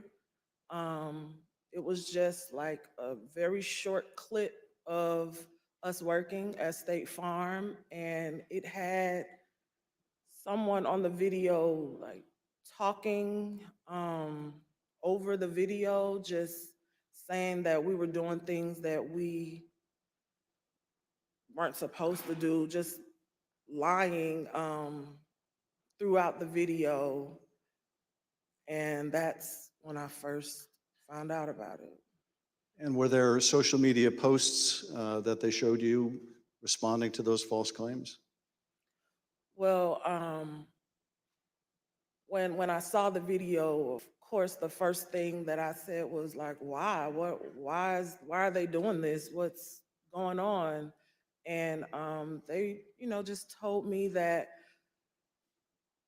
Trump and his allies were not satisfied with the outcome of the election, and they were getting a lot of threats and being harassed online, and asked me, have I been receiving anything, and I need to check on my mom. And I told them, I was like, where have they, where have you been getting these threats? I don't believe I have any. And Mr. Jones told me like they're attacking his Facebook, and I don't really use Facebook. I have one, so I went to the Facebook app, and I'm just kind of panicky at this point because this has never happened to me, and my mom is involved, and I'm like her only child. So I'm just asking him like, well, where are the messages? All I see is the feeds. Like, how do you get to the messages? And he said, it's another icon on your phone that says Messenger. And I went to that icon, and it was just a lot of horrible things there. And those horrible things, did they include threats? Yes, a lot of threats, wishing death upon me, telling me that, I'll be in jail with my mother, and saying things like, be glad it's 2020 and not 1920. Were a lot of these threats and vile comments racist in nature? A lot of them were racist. A lot of them were just hateful. But yes, sir. In one of the videos we just watched, Mr. Giuliani accused you and your mother of passing some sort of USB drive to each other. What was your mom actually handing you on that video? A ginger mint. It wasn't just Rudy Giuliani.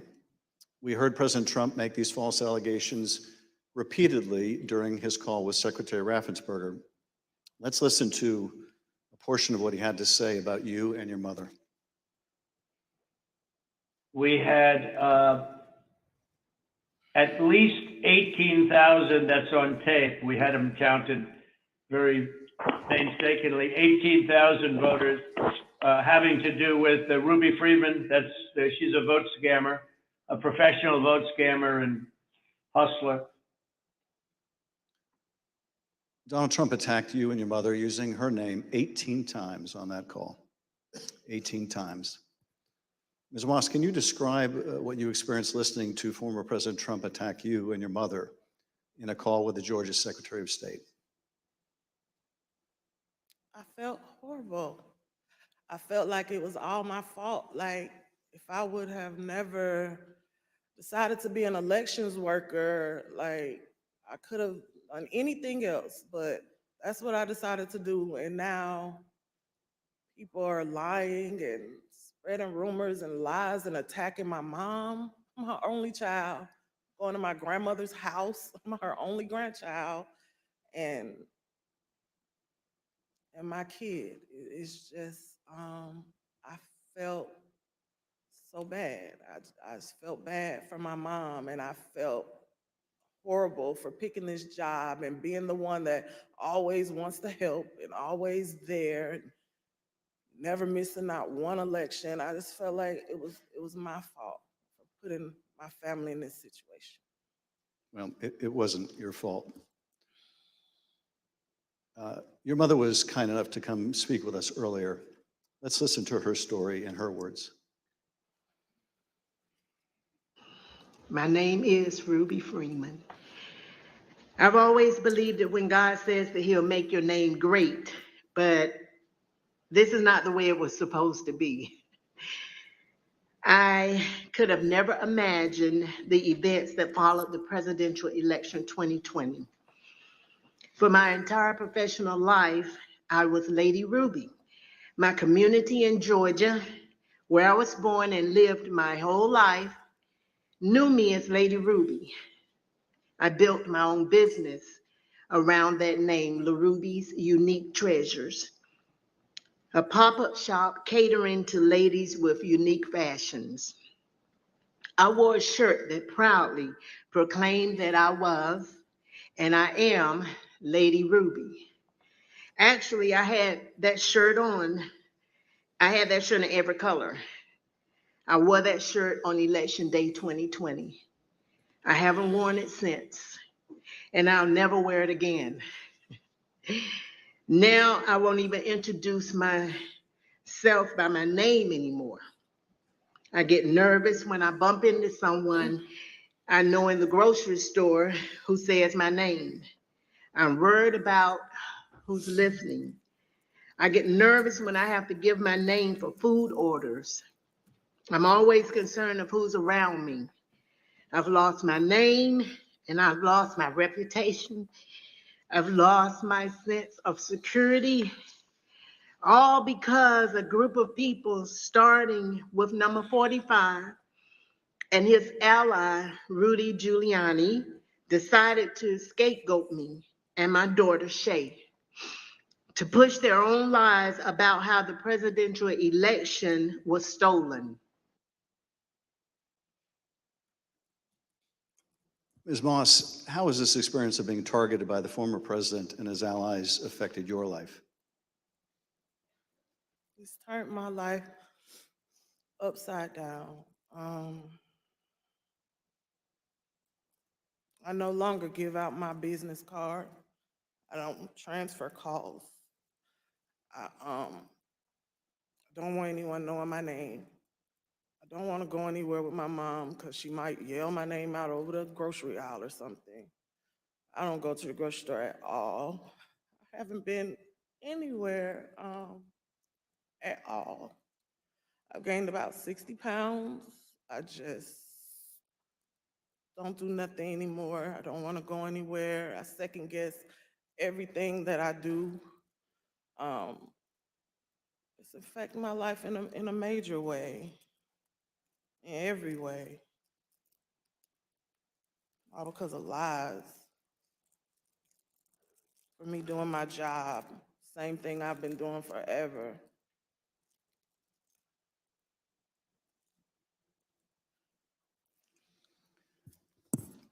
Your mother also told the select committee about how she had to leave her own home for her safety and go into hiding after the FBI told her that it would not be safe for her there before January 6th and until the inauguration. Let's listen to a clip of her story in her own words.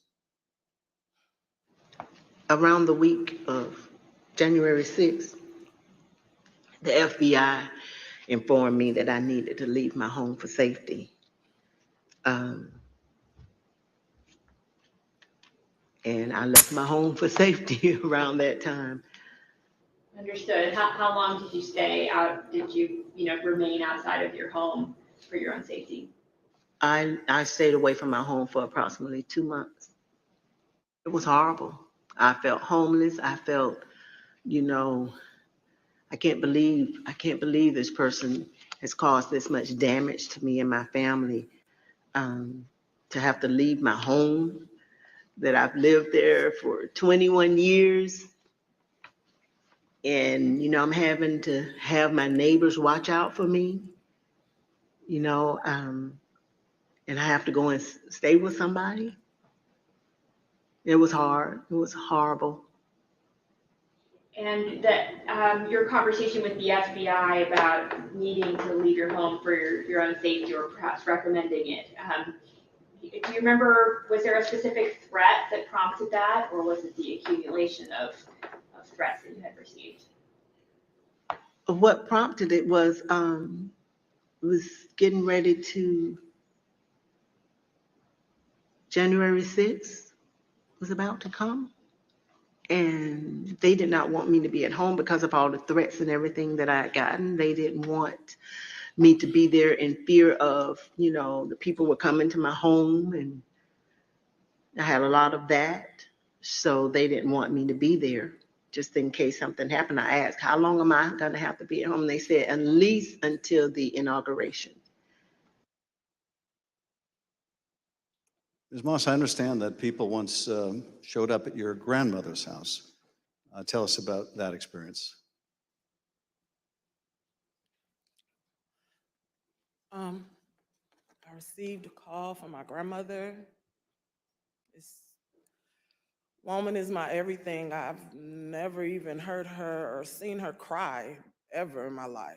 And she called me screaming at the top of her lungs, like, Shaye, Shaye, oh my God, Shaye, just freaking me out, saying that there were people at her home, and they, they knocked on the door, and of course she opened it and seeing who was there, who it was, and they just started pushing their way through, claiming that they were coming in to make a citizen's arrest.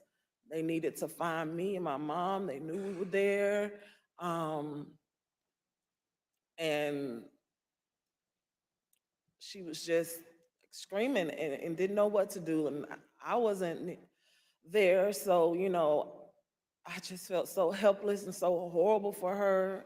And she was just screaming. I told her to close the door. Don't open the door for anyone. And she's a 70-something, I won't say year-old woman, and she doesn't like having restrictions. She wants to answer the door. She likes to get her steps in, walking around the neighborhood. And I had to tell her, like, you can't do that. You have to be safe.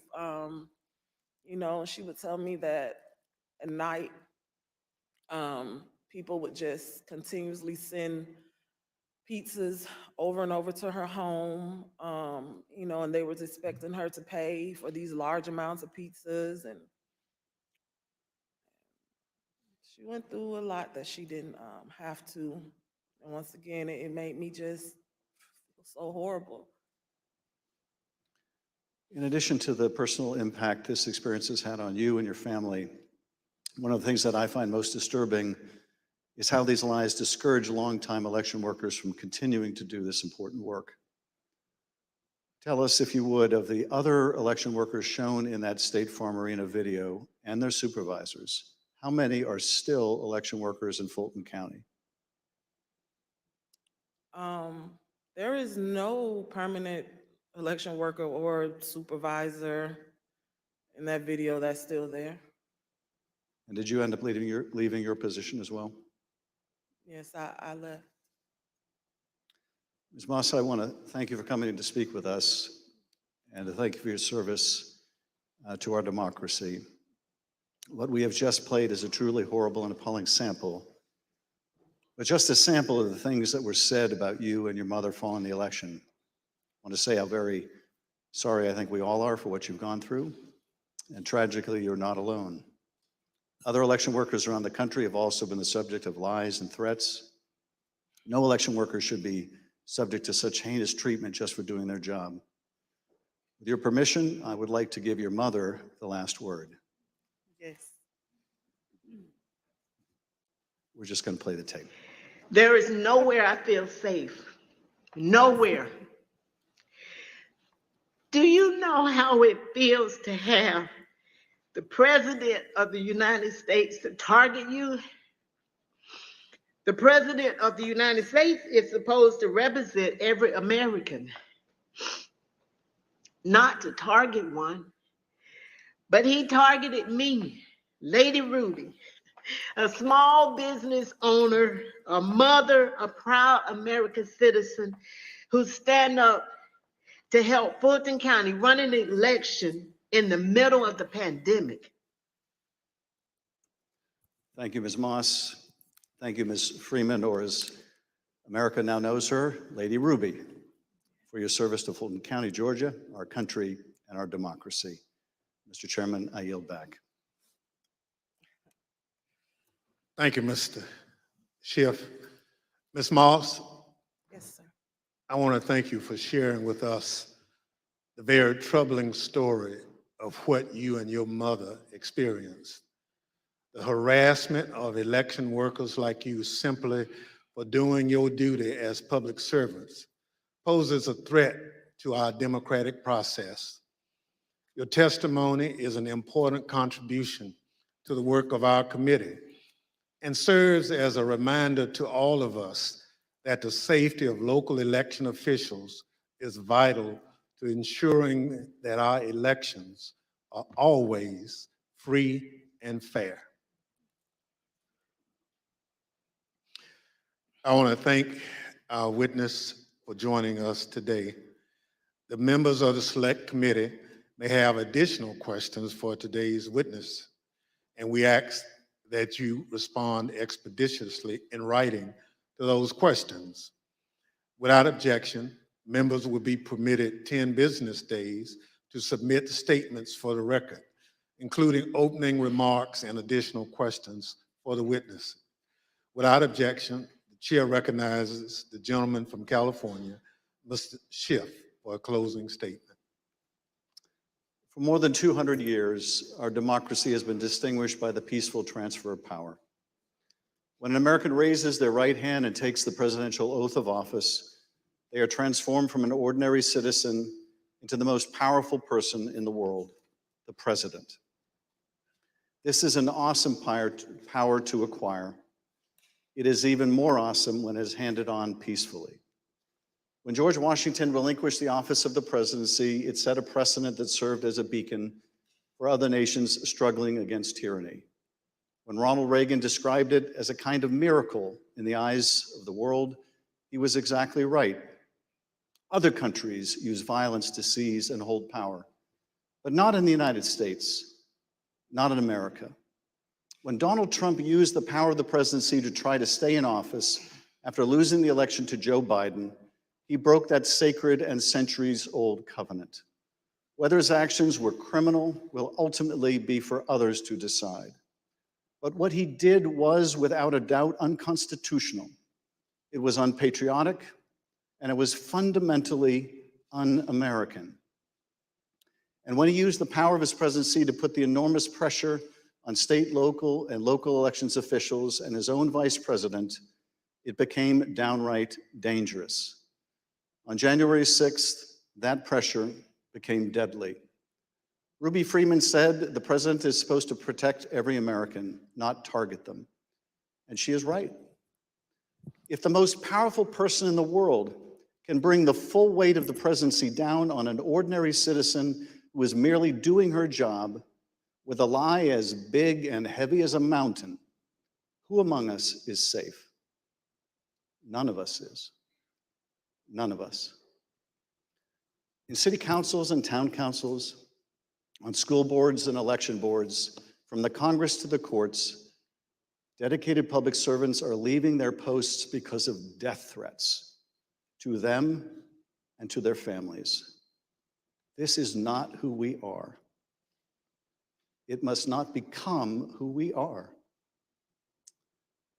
Our democracy held because courageous people like those you heard from today put their oath to the Constitution above their loyalty to one man or to one party. The system held, but barely, and the question remains, will it hold again? If we are able to communicate anything during these hearings, I hope it is this: we have been blessed beyond measure to live in the world's greatest democracy. That is a legacy to be proud of and to cherish, but it is not one to be taken for granted. That we have lived in a democracy for more than 200 years does not mean we shall do so tomorrow. We must reject violence. We must embrace our Constitution with the reverence it deserves, take our oath of office and duties as citizens seriously, informed by the knowledge of right and wrong, and armed with no more than the power of our ideas and the truth, carry on this venerable experiment in self-governance. Thank you, Mr. Chairman, and I yield back. Without objection, the chair recognizes the gentlewoman from Wyoming, Ms. Cheney, for a closing statement. Thank you very much, Mr. Chairman. Lady Ruby and Shaye, thank you for your courage. Thank you for your strength. Thank you for being here today. It means so much for everyone to hear your story, so thank you for that. We have had tremendous testimony today.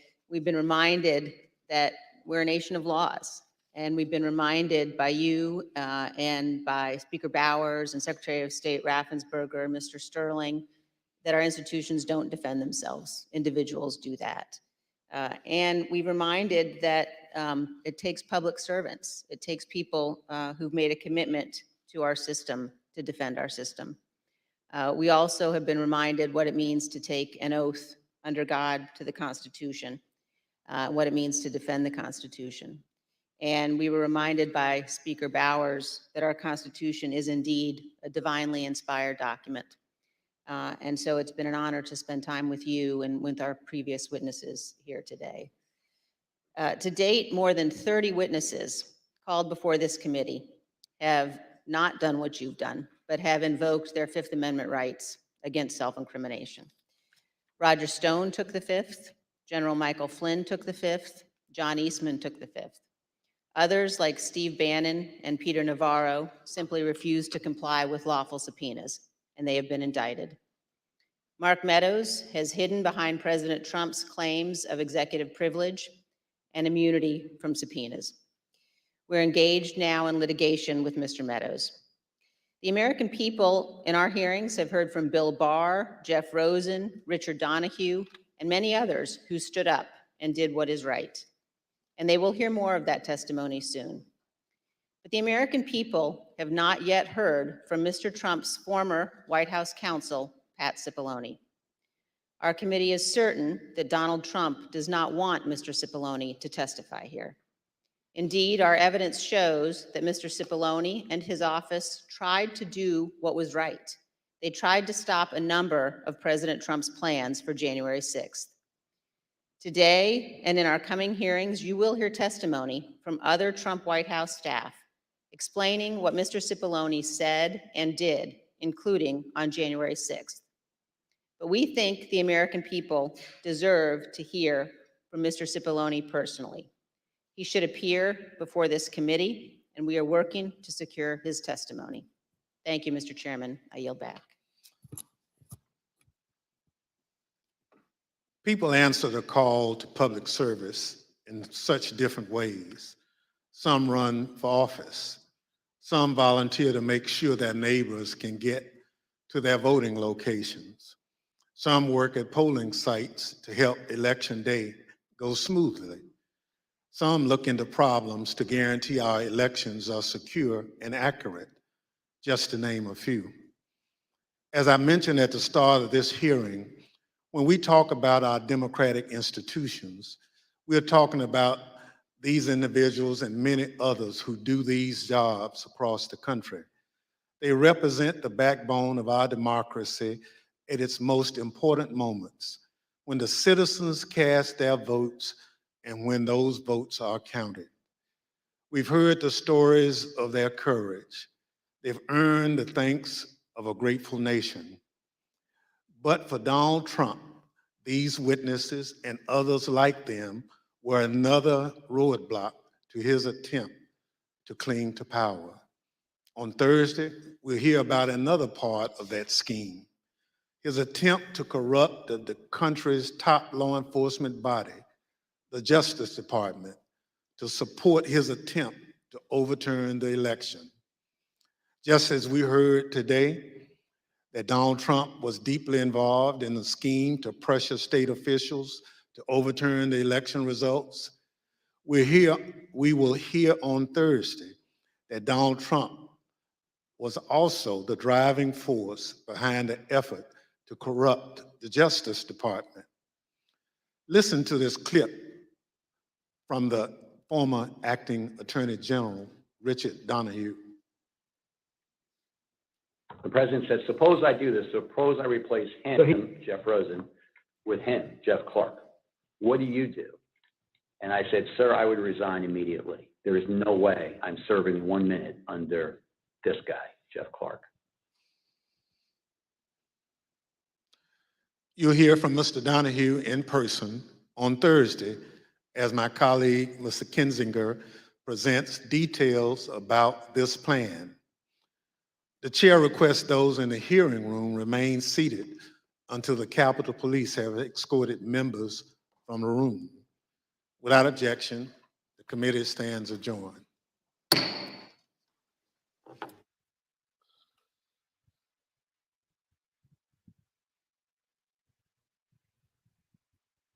Okay, before Claire goes off. I'm not going off.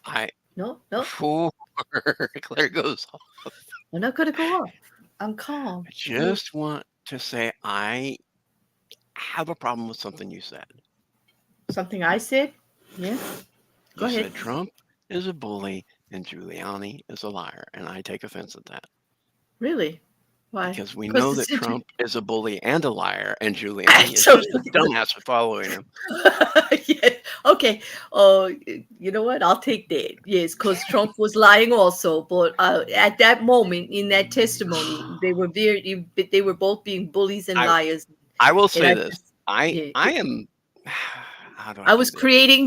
creating a campaign slogan. I am, and people who know me know this. I am not usually empathetic to the mother or father plea and all that because of Oh my God, how I that was grew the up. sweetest thing. That's so Southern, so Georgia, But and so I will say respectful. this. That was so. This testimony about what her mother and her grandmother Mhm. have gone through Yeah. yanked at my heart, and it made me angry. It did. It did because she was just doing her job. The other one's exercising her right to vote, something she was proud of to finally be able to do. Whoa, this was. I'm furious that, and this is one of the things. Look what you did. I'm getting called out here for insulting liars and bullies by Well, associating them that's with true Trump too. and Giuliani. Yeah, hold on. I'm Let me furious let me that just do the thing. these people who give up their time, and let's be honest to the people in the chat, a lot of people who work elections do so voluntarily. They don't get paid, and they put up with the shit of the people. That's right. Is that And to have some asshole That's right. attack them Mhm. because he lost an election is wrong Mhm. on all accounts. And this alone is enough for me to impeach the dumbass. Mhm. I do not always agree with Adam Schiff. Say Yeah. that right out front. But his closing remarks summarized what I've been thinking since January 6th. That these kind of things have to be brought to light. This kind of shit cannot continue to go on because we barely survived last time. And if you think we'll Exactly. survive next time, forget it. Well, it is It a will not bigger, happen that way. it is a much a bigger thing than just whether your candidate was in or not. Or they are actually going against due process. They are going against law and order. They are going against the foundations of what we put in place as to how things get done. There's a right way to do things. If you're upset about him not being in, then why the hell didn't you vote for him again? Like, let him run again, let him vote. Like, or vote for somebody that supports his politics. Because it's supposed to be about the issues, not the man, right? So if you're that upset that somebody like him isn't in, then just push another candidate forward, do it the right way.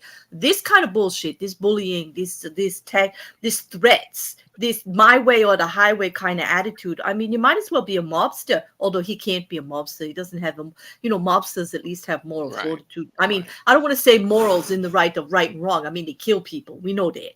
But at least they have a foundation of a backbone on how to do things right and wrong within their own organization. They don't break the laws willy-nilly in their own organization just to get their own way. Now, here's the thing with this campaign.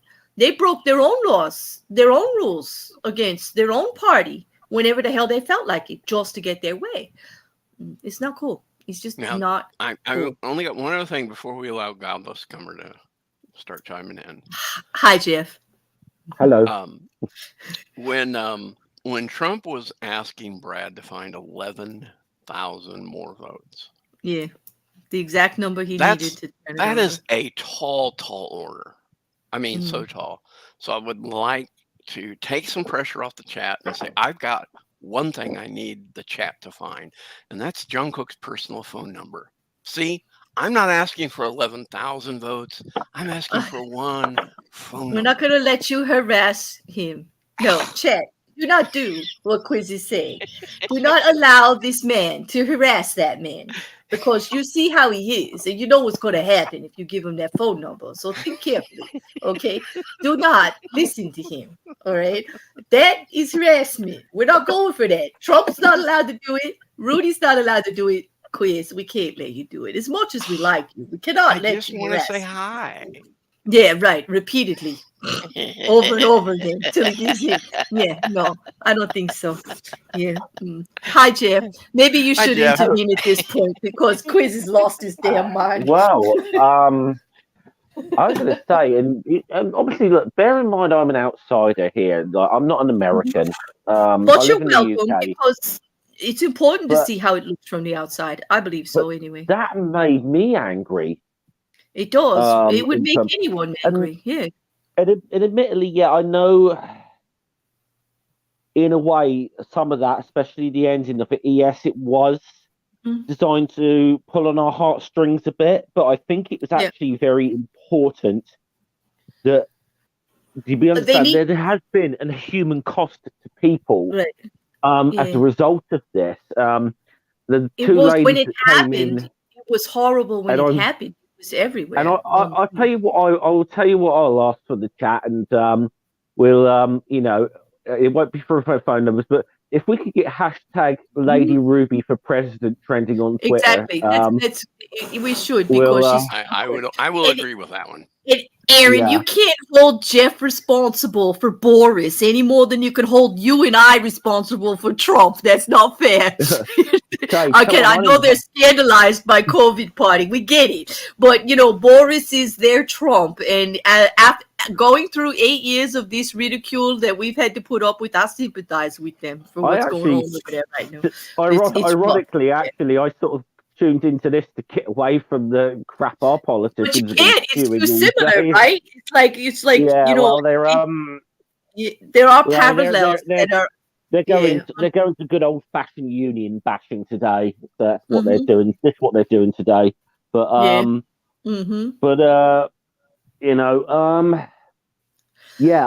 the one thing I actually, from what I've seen in terms of the things that came out in that particular section, And Beryl, I've seen a couple of these things, Claire. One of them I've got to catch up on actually, but I actually think in a lot of ways the case against Giuliani is probably even more damning than it is against Trump in certain areas. You would not be wrong, because also there is actually more precedent for him to have done the right thing. He was a licensed lawyer at the time. He was acting in the capacity of a legal official, as a lawyer who knows right from wrong. He's got more to pay in this instance, at least the way I'm looking at it. Also, I don't know how he feels. He's a highly experienced lawyer. You know, he's been He doing does. this for a long He's time. been in politics a long time, and he outright lied and got caught and did not care. Yeah, he know. I mean, he's been, you know, like I said, he's been in politics on something. He's been, he was a prosecutor. He's been a mayor of like one of the biggest cities in the world. Took us through one of the largest crises we had successfully. Yeah, well, I mean, he navigated 9/11. To be honest, the first time I ever heard of him actually was 9/11, and actually kind of thought he seems like a decent bloke. And then, of course, we start actually reading a bit more about him, and you think, okay, this guy's a fucking maniac. But well, this is just it's like a fable, like the fables that tell us that when the man gets to think he's bigger than the job that he actually does, that is when you need to step down. That's when you need to get out of politics. But this is not because that's what happened to Giuliani. He was great. I'm not going to say he wasn't all that. He really did some great things for the country. But when that stopped, when he started to believe he was bigger than the job that he does, like in his head. Yeah, I think he almost bought into his own press over the America's Mayor thing, I think. And, after 9/11, I mean, you can't fault him for the way he conducted himself there and being saying the right things and doing the right things in that situation. But what he's done, I mean, what he has been doing repeatedly, I mean, you could possibly argue that Trump's a bit more ignorant of this shit. He's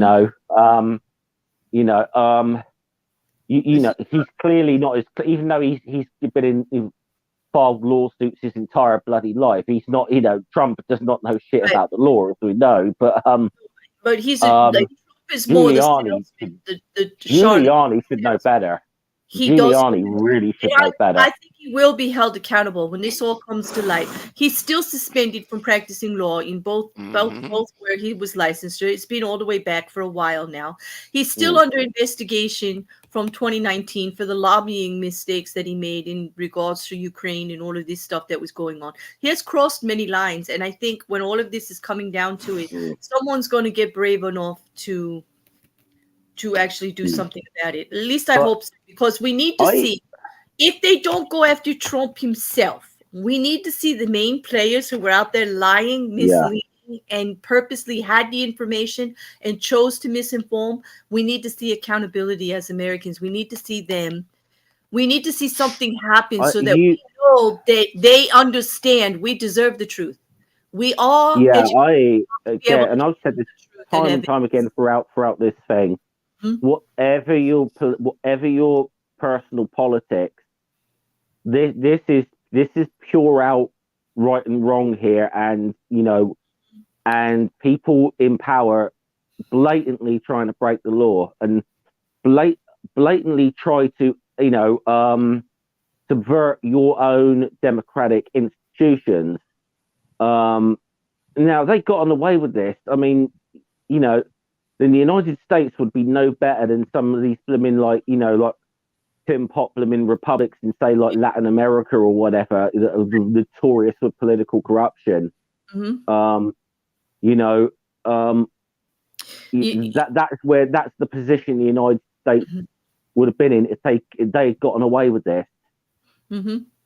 No, I definitely no, I can't really, even from an outsider, you got a clear picture of actually how some of us feel. I don't know about Quiz, but you actually are summing up really a lot of the way I feel about it as an American. I've never been anywhere else but here. Yeah, I mean, it's a similar way I feel about things my own government have done, although they've not done anything on the scale of what Trump and Giuliani have tried to pull. And you know, But that, I gotta say, a lot of it wasn't just the end of that tugged on that was emotional as well. That I think that guy from Arizona, the Republican guy, and obviously, look, okay, look, I'm not going to get into the God thing or whatever. Not the time for it, or whatever. But if that's what he, you sort of said it. Look, if that's what the process he's using to come to the right decision, which is what he did.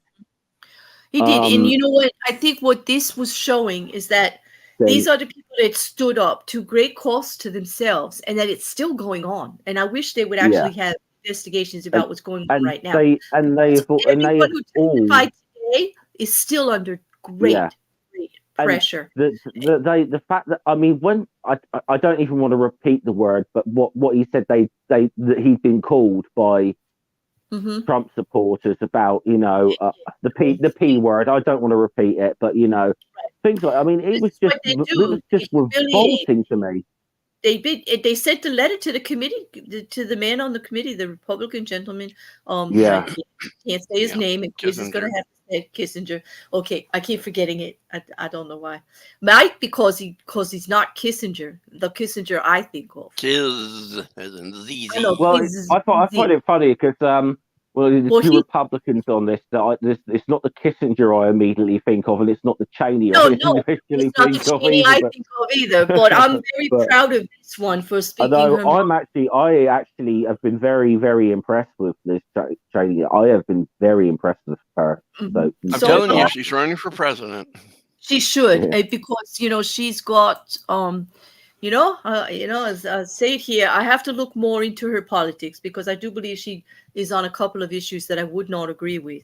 But as far as I'm sure she's on more than a couple. I know. So let's not turn into that. But as far as clear thinking and having a good head on her shoulders and knowing right from wrong, I could actually look at her regardless of her party and actually look into her to see if I could vote for her. I'll go that far, because I would like to see it happen. What I could see of her, and I said this even about one or two like Republican or US politicians, like even George W. Bush, right, or whatever. As bad as I thought the man's politics were or whatever, he clearly had a lot of respect for the office he held. He did. Liz Cheney obviously holds respect for the for they do have that she holds.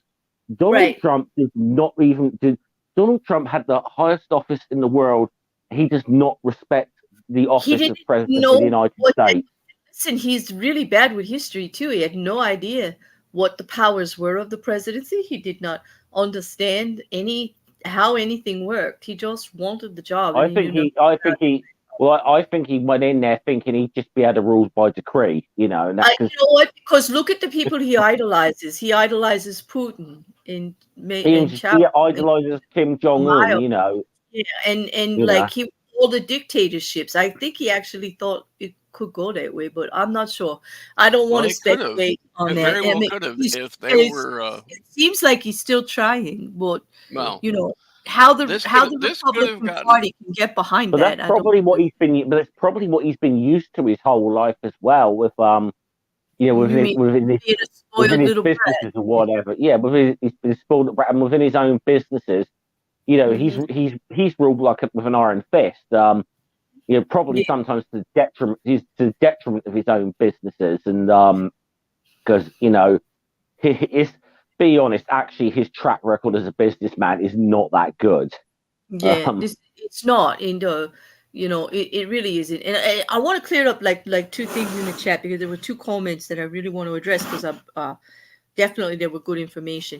Although we all look right now at Rudy Giuliani from back to the 9/11 days, we also have to remember that he's not a Republican or giving this side view for no reason at all. He's also the man that instituted stop and frisk and tried to get away from personal rights for individual classes of people just because he thought it would lower crime. Also, let's just say, he's a man that was all willing to get rid of rights just to manipulate statistics. We will go that far. Okay, so he wasn't always, shiny. 9/11 helped pull him out of the some he controversy. he had his moment, essentially. Mhm. He had his moment where he stepped up. Mhm. He did, Whatever else right. he'd done, but And I want him, you know, I want the good to Can be we be recognized honest here? so that we can point to the bad and not be like those people that but actually, you know. unfortunately, what he has pulled here, even look, regardless of anything, okay, look, we say this. It's beyond. 9/11, that man had his moment or whatever. Okay. I mean, gotta step in. I'm sorry. I but gotta step in. You crushed it. Yeah. Okay, go ahead. What he has done here. Right. Rudy Giuliani as the mayor of New York was He did crap. a lot of, I know he did crap. Well, he did some Nobody rights violations. could have Yes, fucked he up did. 9/11, 9/11, except for Donald Trump, who Well, claimed to be down there working alongside everybody for the recovery when he wasn't even in the fucking state at the time. I know, but listen, there but was there's- things that he did do that helped. And I like there There's were foundations certain- that started. He eliminated some roadblocks for people to help get things through. So I'm not going to take it all away from Well, Quiz, but I understand what you're saying. Yeah, I but get it. But I think anybody in his position, if you were mayor of New York on 9/11, party goes out the window at that point. It does, and that's what I suddenly admire. you become the mayor of everybody. It was, and that's what happened. And he didn't stick to party. That's what I'm saying. He got rid of the roadblocks. Yeah. Mhm. Here's the sort of thing though, like an analogy I'll give it to, like a British example I could give it to, Winston Churchill. He's known as, he's remembered fondly as possibly the greatest Britain ever. He led us through the Second World War. Despite the fact you actually look at a lot of his record of blooming politics or whatever, and the things he did, it is not good.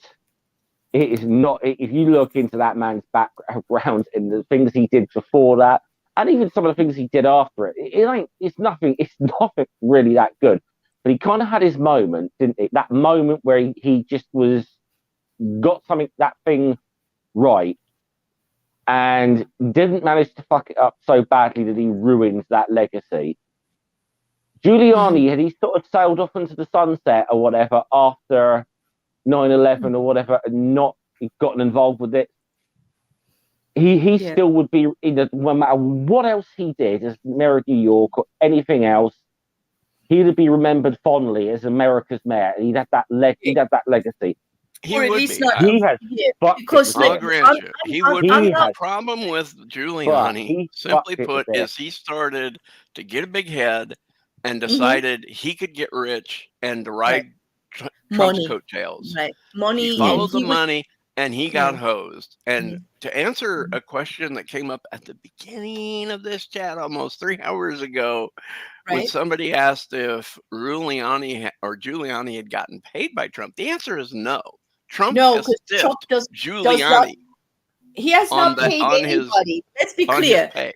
There is a clear pattern with ex-President Trump. Like, I'll give him the credit. He was the president at one time. I'll give him the correct title. Ex-President Trump has a long, long reputation of never paying his bills. You ask any small contractor that worked with him, anybody involved with the family businesses, he don't do it. And anybody getting involved with him could tell you that now. Rudy Giuliani is not the exception.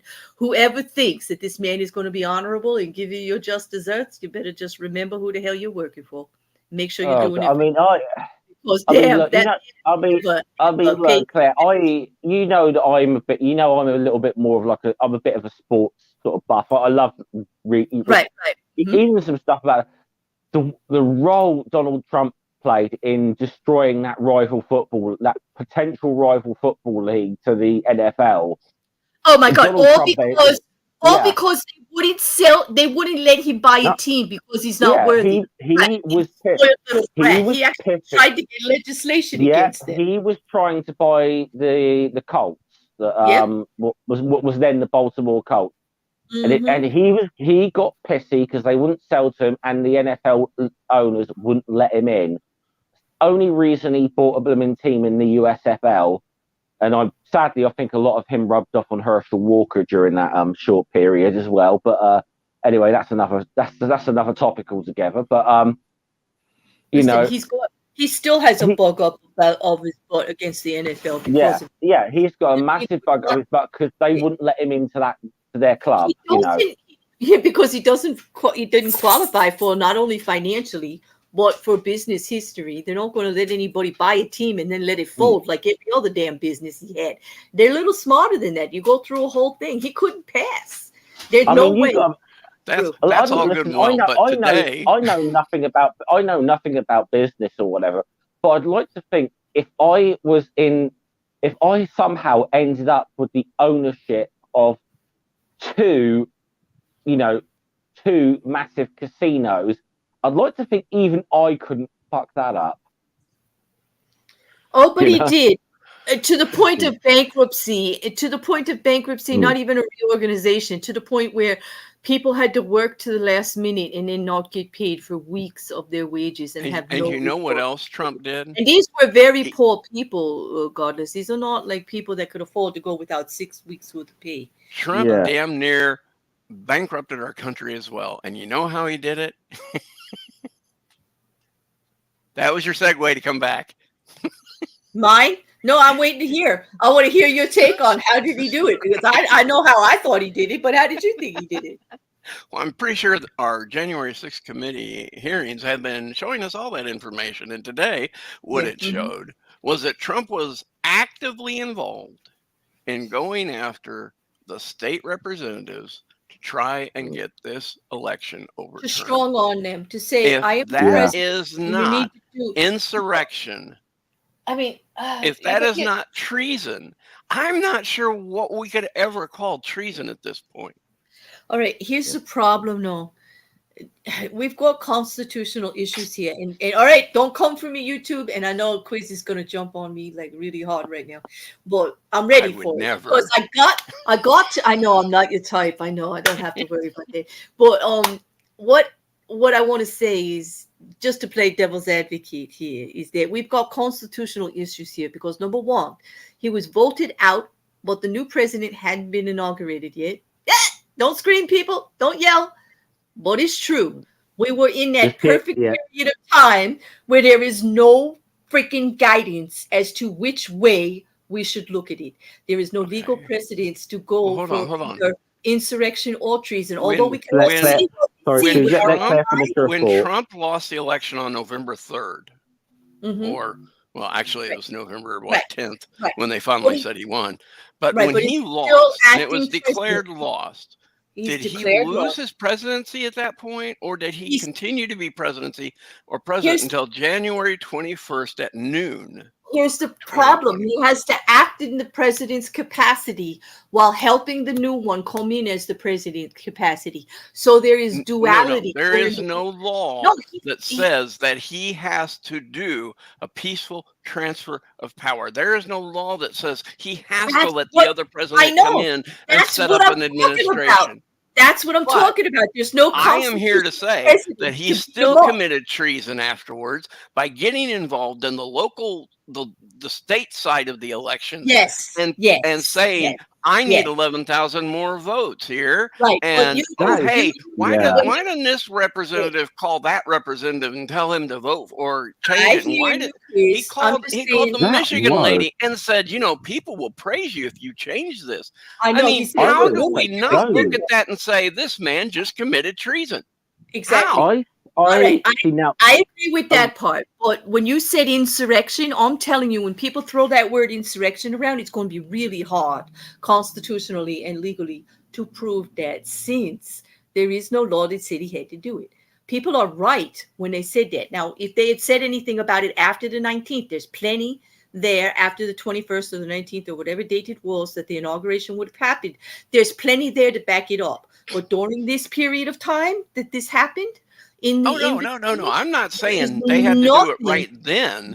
I mean, you wouldn't know this until the committee done its hearing and its investigation. But right now, what I want to know is why everybody who is hearing this is not screaming at the top of their heads that this man committed treason.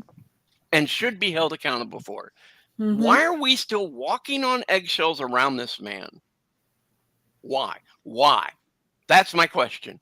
Why is the Democrats still walking around like, oh my God, we can't really upset him? Bullshit. Because apparently laws and consequences are only for the poor. That was another comment that someone put in the chat. Thank you, Scott, or Organics. Thank you, because that really resonated with me too. Because that's exactly what's playing out here. Because all the big money is behind him, and they'll be wrong, and they don't want to be wrong because they're rich. I mean, do they want to be the one? Do they want to be the first ones to like? I mean, so this would be something historic, wouldn't it? If a former president was prosecuted or whatever. I mean, of course it would be historic, but at the this same is going to time, be this historic. what But he did was sometimes I think something they're that no one else has ever done. Yeah, but nah. that's the thing. We have to do something to punish him so he doesn't get the same. Something has to be done because he doesn't deserve the same privileges. And I agree with the chat here too. Many of you are saying it, and I hear this privately all the time. That he does not deserve what we do for our presidencies and even all of our elected officials that are up there in the Senate, and in the House, or when they get lifelong health benefits, they get a pension, they get bodyguards if they need them forever. Should he get the privileges of office when he didn't honor the office? Eh? Well, Should you get the again, benefits you for the rest of your life when you cannot actually went stop. You the cannot duties of stop office? those privileges until you have put Well, him up he's on still. trial and it's been declared that way. I mean, Until here's the then, thing. you have to treat him like he was a former president. Exactly. He is I know that, still but entitled. that's why he's got to go through an impeachment. He's Yeah, got to go and this through is some kind of trial. He's got to go through some kind of stripping of the privilege. Like something has to well. happen to take all that away. I think now, if I'm correct me if I'm wrong here. I heard this in on some documentary or other, but one of the privileges former presidents actually get is like actual in like military intelligence briefings that the sitting president can get. All former presidents are entitled to that information. Yes, Now, it is true. very few have actually requested them. I know Bush Senior did a few times, but it's very few. But the fact that I'm afraid a guy like Donald Trump has potential access, still has potential access to that kind of information. I mean, is that there's something wrong there in itself? Well, yeah, but that's going to be very difficult. That's all about transition of power. That's all about making sure that more than one person knows. It's all about making sure that there's a continuation in the way that the country wants to run. There are reasons that is there. It doesn't work perfectly. I agree. It does look a little foul when something like this happens. However, is it necessary? Yes. Even when they were running, because they might win, they were entitled to certain information. Yeah, Now, it's necessary. Yeah, but it's necessary. I'm not actually debating the fact that I'm not saying it's a bad thing, but I'm saying you've got a case of this is an individual who has done what he has done. Well, he has not been convicted of any of it, and guys, this is a scary thing here. Damn thing about it until he gets the label that we can do something about it. You There understand? are two things we need to remember about Trump and getting military information. One, even when he was in office, he didn't listen to it. He didn't listen to it. He didn't even read the damn briefs.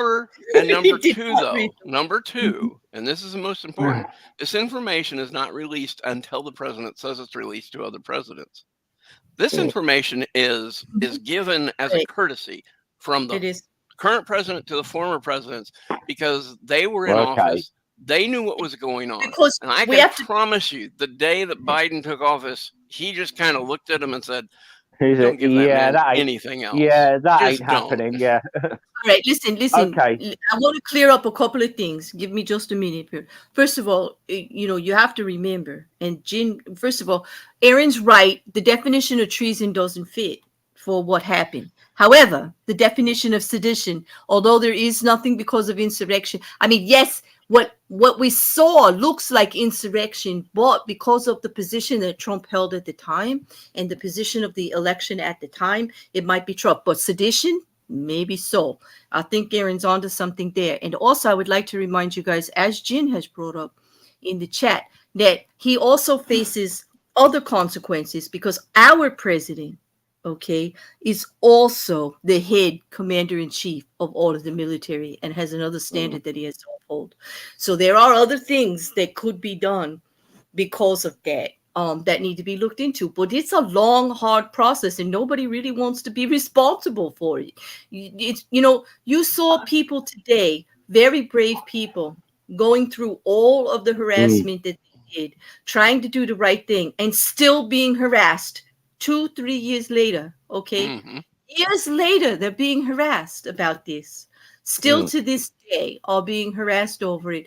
And how are we supposed to get to the point we have to get to do something this drastic? Do you know what drastically has to be done to get this message out? To actually control this situation, do you know what would have to actually be done?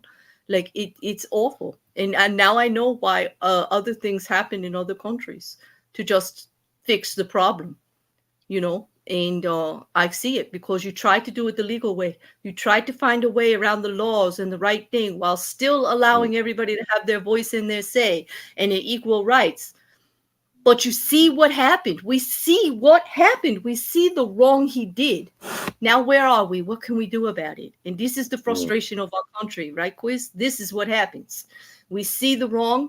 We see something needs to be done. And then the process itself stymies us and puts us behind a wall, and we can do nothing about it as the little people. I don't know. Well, I don't know yeah, where we go from here. Where do you go from there?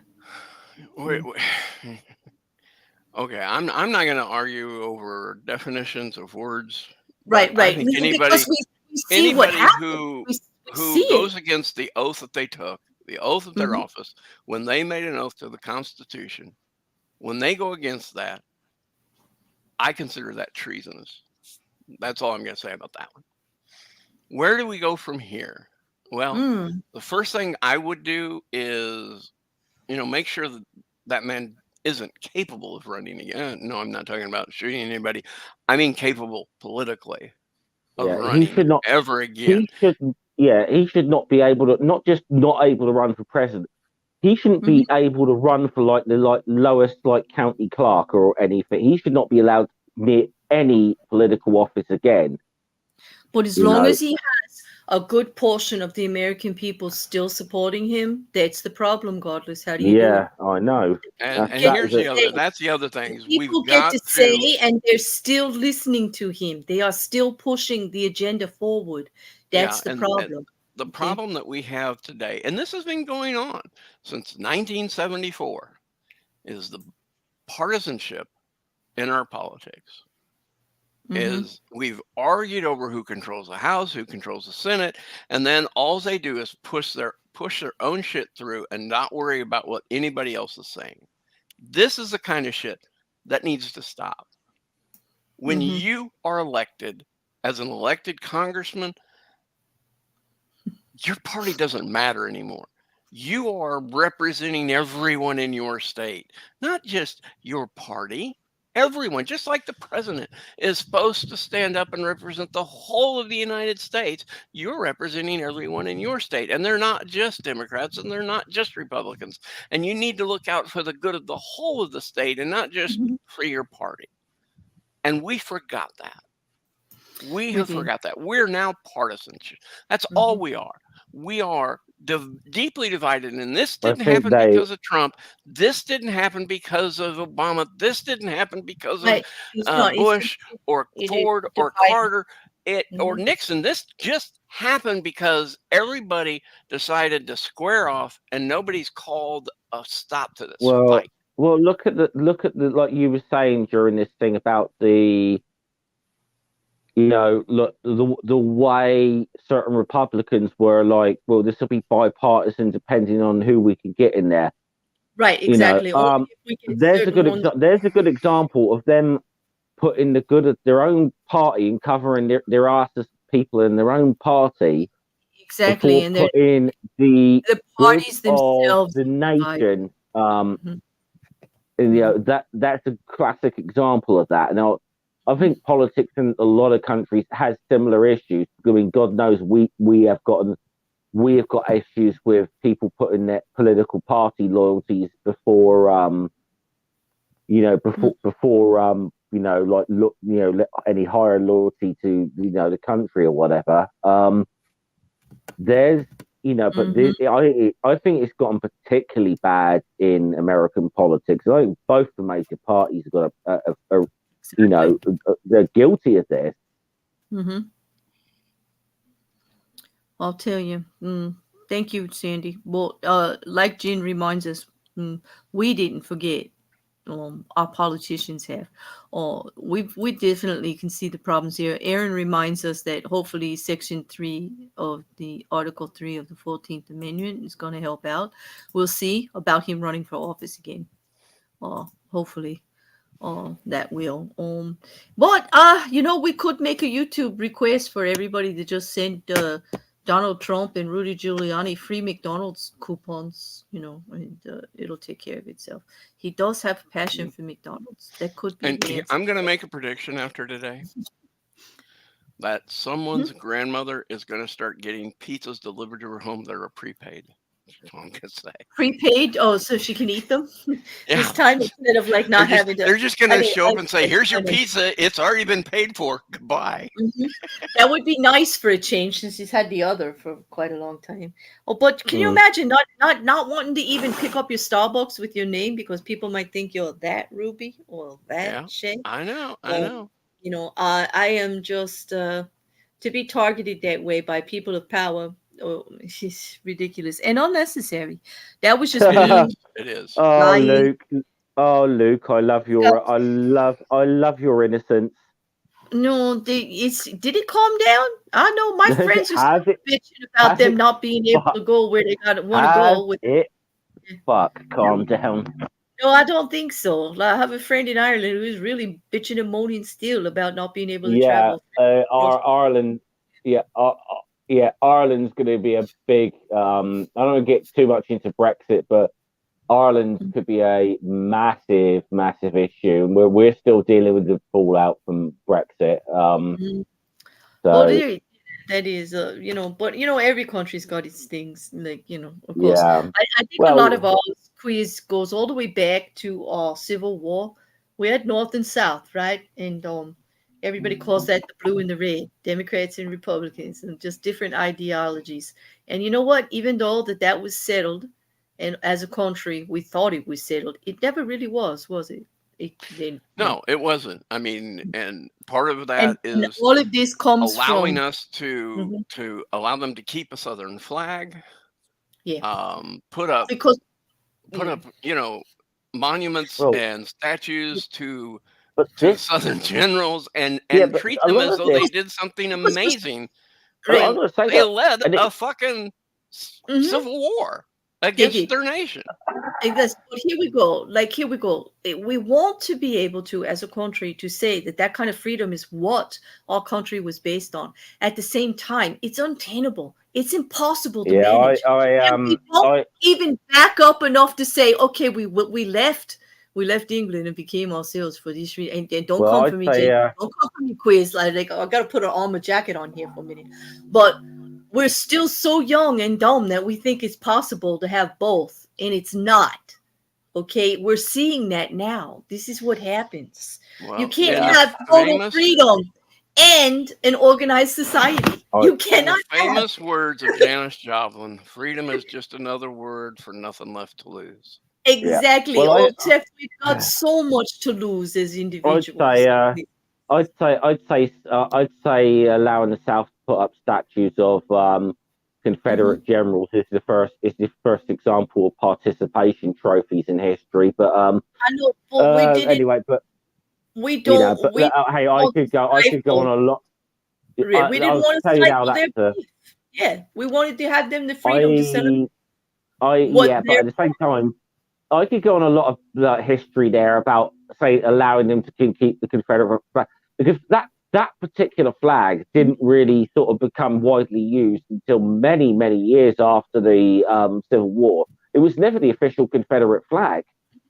It wasn't. but that's No, a I whole mean, nother you know, thing, Jeff, that that's I'm a not whole like. other thing. I could, I yeah, have I could enough. go into. I have enough time talking to that about with fellow Americans without getting reamed. Like I gotta contain that and save that for Thursday when you come back. I find it a bit. I actually find it a bit sad that I know way more about the Than U.S. most Civil War than Americans. a lot of Americans I speak to. But you have to remember, I'm going to stick up for them on that point. It's a lot less painful for you to read about it than it is for us and acknowledge it. Yeah. So there. So you're going to have to give us a little grace on that. Many Americans find it uncomfortable to read and know these things that happened, and some of the things that happened. And you know, you got to grant them that, just like it gets uncomfortable for anybody else in another country about some of the atrocities that happened during the war.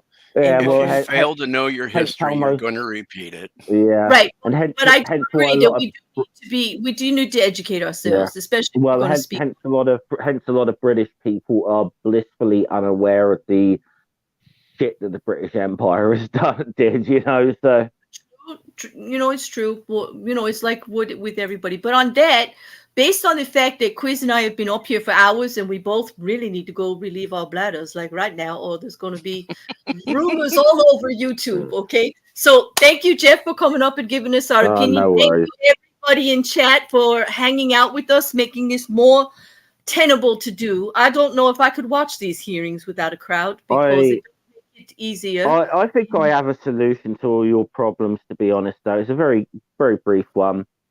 Just come back. Yeah, you guys aren't ready for independence yet.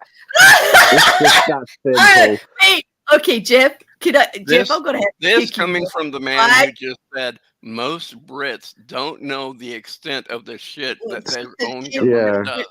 Like, Oh, no, we thank know you. that, yeah, but, Listen, yeah. don't make But us give you the you list of guys crap. are not ready. You guys are not ready for Can it we yet. join Norway then? I'm going to Sweden. The hell with you all. He's like, okay, I'm going to Sweden. No, anyway, on that, thanks, Jeff. That was actually pretty good. But yeah. You know. But anyway, everybody have a great afternoon.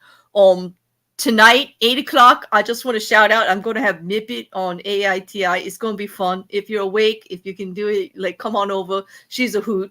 She is the Dragon Queen of Limericks. I'm really happy she's going to be there. Nippet's awesome. Isn't she? Yeah. And so that's going to be 8 o'clock Eastern time tonight. That's a bit late for you Brits, but hopefully you can catch the replay if you can't be up that late. You know, it's, everybody else. It's going to be my bedtime within the hour, Claire, to be honest. So, all right, well, you owe me a replay then, man. Hit that button. yeah, be a replay, I think, But for me. anyway, but it'll be good. And on that, I'm going to hit it out. Thank you both again. We'll be back with, if they don't reschedule it, we do have another hearing on Thursday at 1 o'clock, and I'll be here. Hopefully Quiz will join me again. And anyone is welcome. You know, not oh God, this voice it's scary, and I have to go to the bathroom. That was not cool, Quiz. That was not cool. Okay, I gotta go now, really quick. Oh, you're welcome back, Jeff, if you're around, and anybody else in the chat. At the end of it, I welcome all your opinions. Even if you've never been up here before, you're welcome to speak on it as long as you're respectful.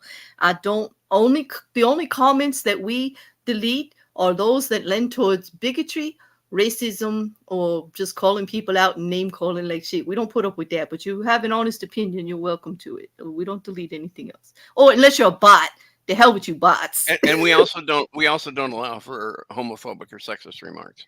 Well, that's kind of all of that. Like any bigotry, like when I say bigotry, that's kind of like all in there for me. I guess I don't use the word properly, but it's all in there. Just, some people don't include homophobic remarks. Robski, stop it! Yeah. With the water sound. All right, I gotta go. Robski's like making water sounds in the chat. Like, I saw that. I'm like, okay.